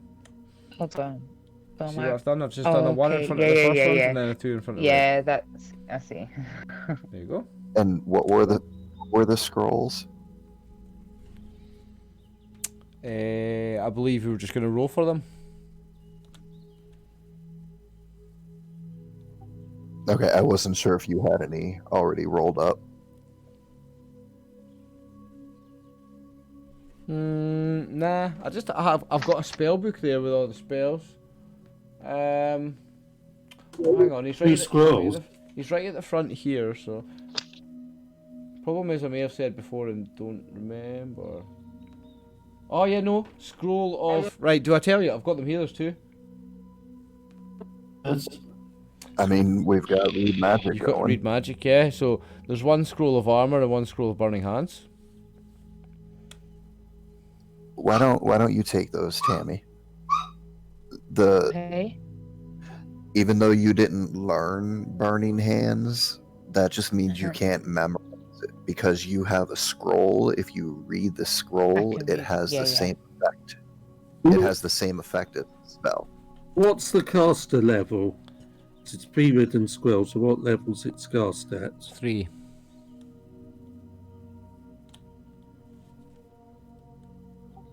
Nice. So she'd do a D3 plus 6 damage with it. Yep. So level 3 scroll of armor and a level 3 scroll of burning hands. I don't know if the level makes a difference for armor, does it? I think it does. Because armor disappears after you've taken a certain number of points of damage. Yes. And that's level dependent, maybe? I think that's level dependent. Cool. There you go. The way armor works is it's 8 plus your level hit points worth of damage, and then it's gone. Okay, so that would be plus 1 more hit point for her in her case. So if she used that scroll, it would give her armor that would last through 11 points of damage. She'd have Whoa. AC 6 and 11 damage. That's a nice scroll. That's pretty good. Yeah. Do I So it's have like- to- It doesn't last for, an hour or a couple of rounds. It literally lasts forever until you take 11 points of damage. Armor's Okay. a nice spell, Right. and it does level up with the caster. So, like, you get hit for 4 damage, Peter heals you. You get hit for another 4 damage, that's 8. Peter heals you again. Then you Yeah. get hit for 3 damage. Then your armor is gone. The points that count are the ones that get through your AC 6, and you probably got a dex bonus as well. Your AC may be a certain amount lower. Armor class is... Armor class is already 7 from her dexterity. Yeah. Yes. So the dex plus the armor spell, armor class will be working as AC 3. Yeah, nice. Very nice. That scroll's Yeah. very nice on Kiara, eh? A Yep. lot of hit points, a nice armor class. Yeah, that's a nice. So do I have to roll to decide whether or not I can use it, or because I have it, can You I can roll just when use I'm it. going to use You it? just use it whenever you want. Okay. Yep. I'll Scrolls write are this different. in beside my spells, though. You don't have to memorize it. I think there should be a bit on Yes. the sheet for scrolls. I believe so. Yeah, down under the spellbook box, there's a button to add scrolls. Oh yeah, I see it. I was Got it, I looking filled it straight in for you. at it. Okay. But yeah, that's the nice thing about them. You don't have to be able to cast the spell. You just read the scroll and Yeah. boom, you've got it. But it's a one-off, so that's it gone when you use it. Yeah. Right. Nice, there you go. That's a handy scroll for you, like.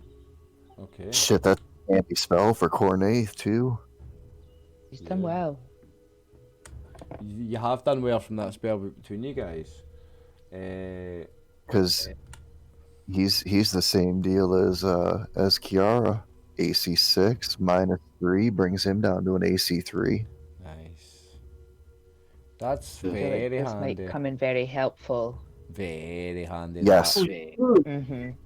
Like I feel like we're getting a good thing going. We're doing a little bit of sorting things out in town. Yep. You can probably be in positions where you can both cast armor before we head out. Oh yeah, because you're Then talking we'll- it's evening time Yeah. now, so.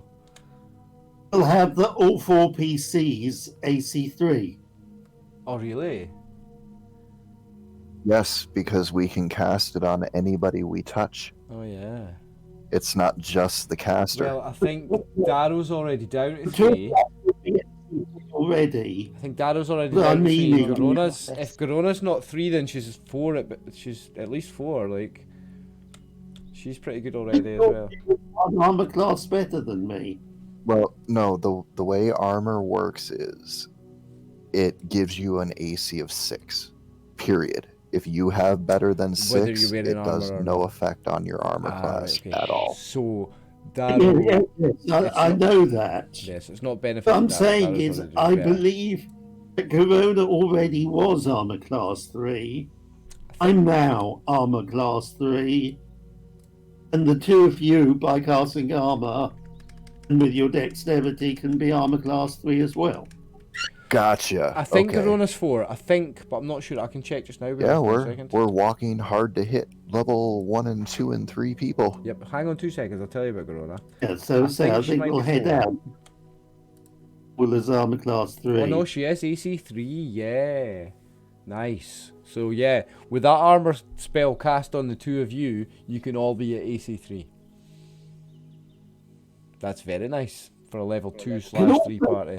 It, your bodyguard, your god spare castings. That's right. Can't remember. Yeah, I Maybe mean, the shield is AC 6 anyway. right now he's at an AC 6, I believe, between studded leather and a shield, so it wouldn't really do anything to him. The one thing is if he's attacked from behind.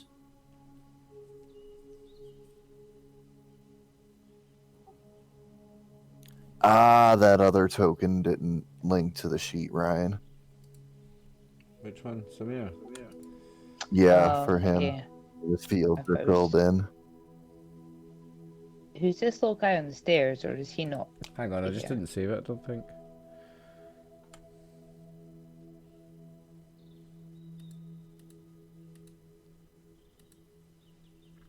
Uh,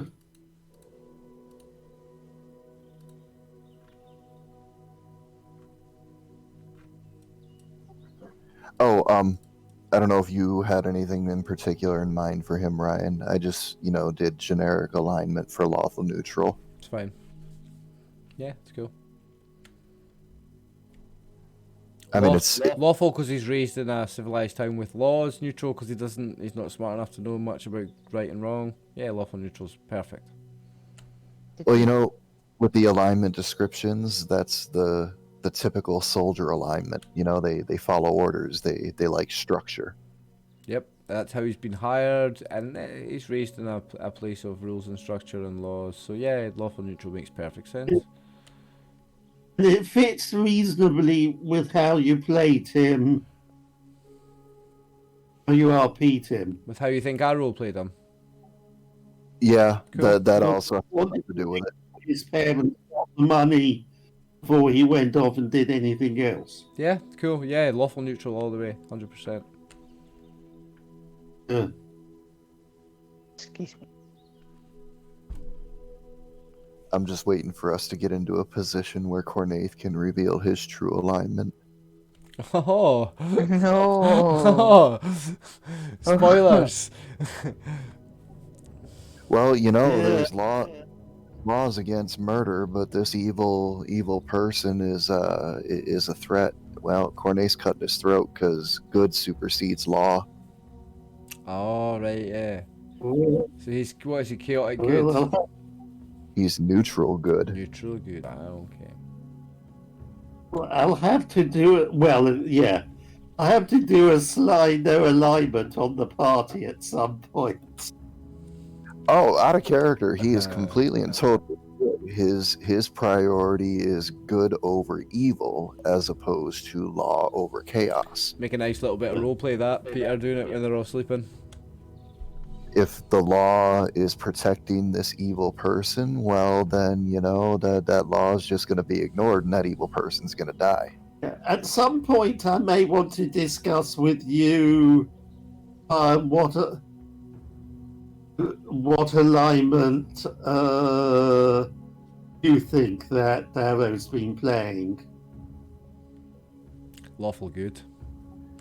He honestly strikes me as a chaotic good. I think a lawful good, I mate. think I'm chaotic good. Yeah, definitely. That's in. I think Darrow's playing a lawful good, mate. I mean, we haven't really been in a position as of yet to judge his but law and chaos. Yeah, bent. I think it's not tested yet, but I think so far he looks very lawful good to me. Wouldn't you say so, Peter?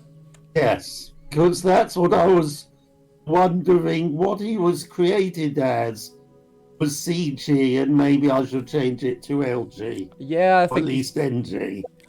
Yeah, absolutely, man. I think he's been played very, not just NG, but definitely, I'd say lawful good even, mate, yeah. What do you guys think? Do you guys think that Darrow's been played lawful good? I do. Yeah. 100%. He's like a bastion of honour and of chivalry and of all those things, I think, yeah. I think a lawful good, definitely. Not exactly chivalry. It's Maybe not having any maybe nonsense with his on He fingers. wasn't having any of the ring nonsense. Maybe not chivalry is the right word. Chivalry's a gender thing. Courtesy and etiquette and the honour code. That's the more honour and right and duty and those kinds of things. Yes, that's what I was thinking. Honour and So duty and yeah. More like that. I didn't mean chivalry, but these kinds of moral codes. That's why I like neutral. Alignment on paper.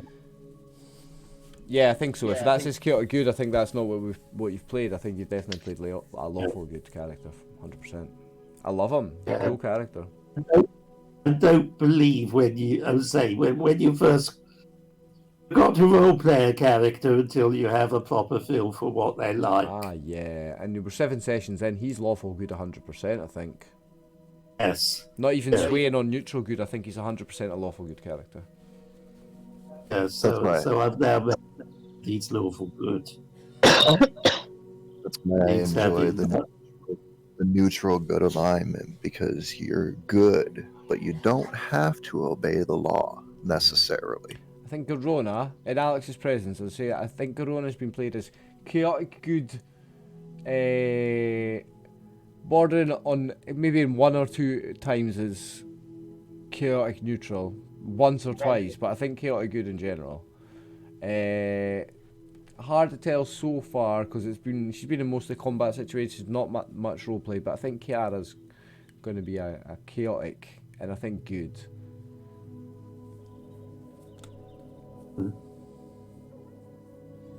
I had my last character that was playing in a game that I stopped playing was chaotic neutral, and it was going to be a lot of fun, but I only got 4 sessions in before I left the game. No, the funniest alignment I've seen you try to play was that lawful good paladin. He was I'm sorry. Yeah, I failed at lawful good, mate. With that character I did, like. But No, Alex's paladin. Alex's man. paladin and that isn't a very convincing lawful good either. Anyway, so should we wind it down then? It's 10 past 11.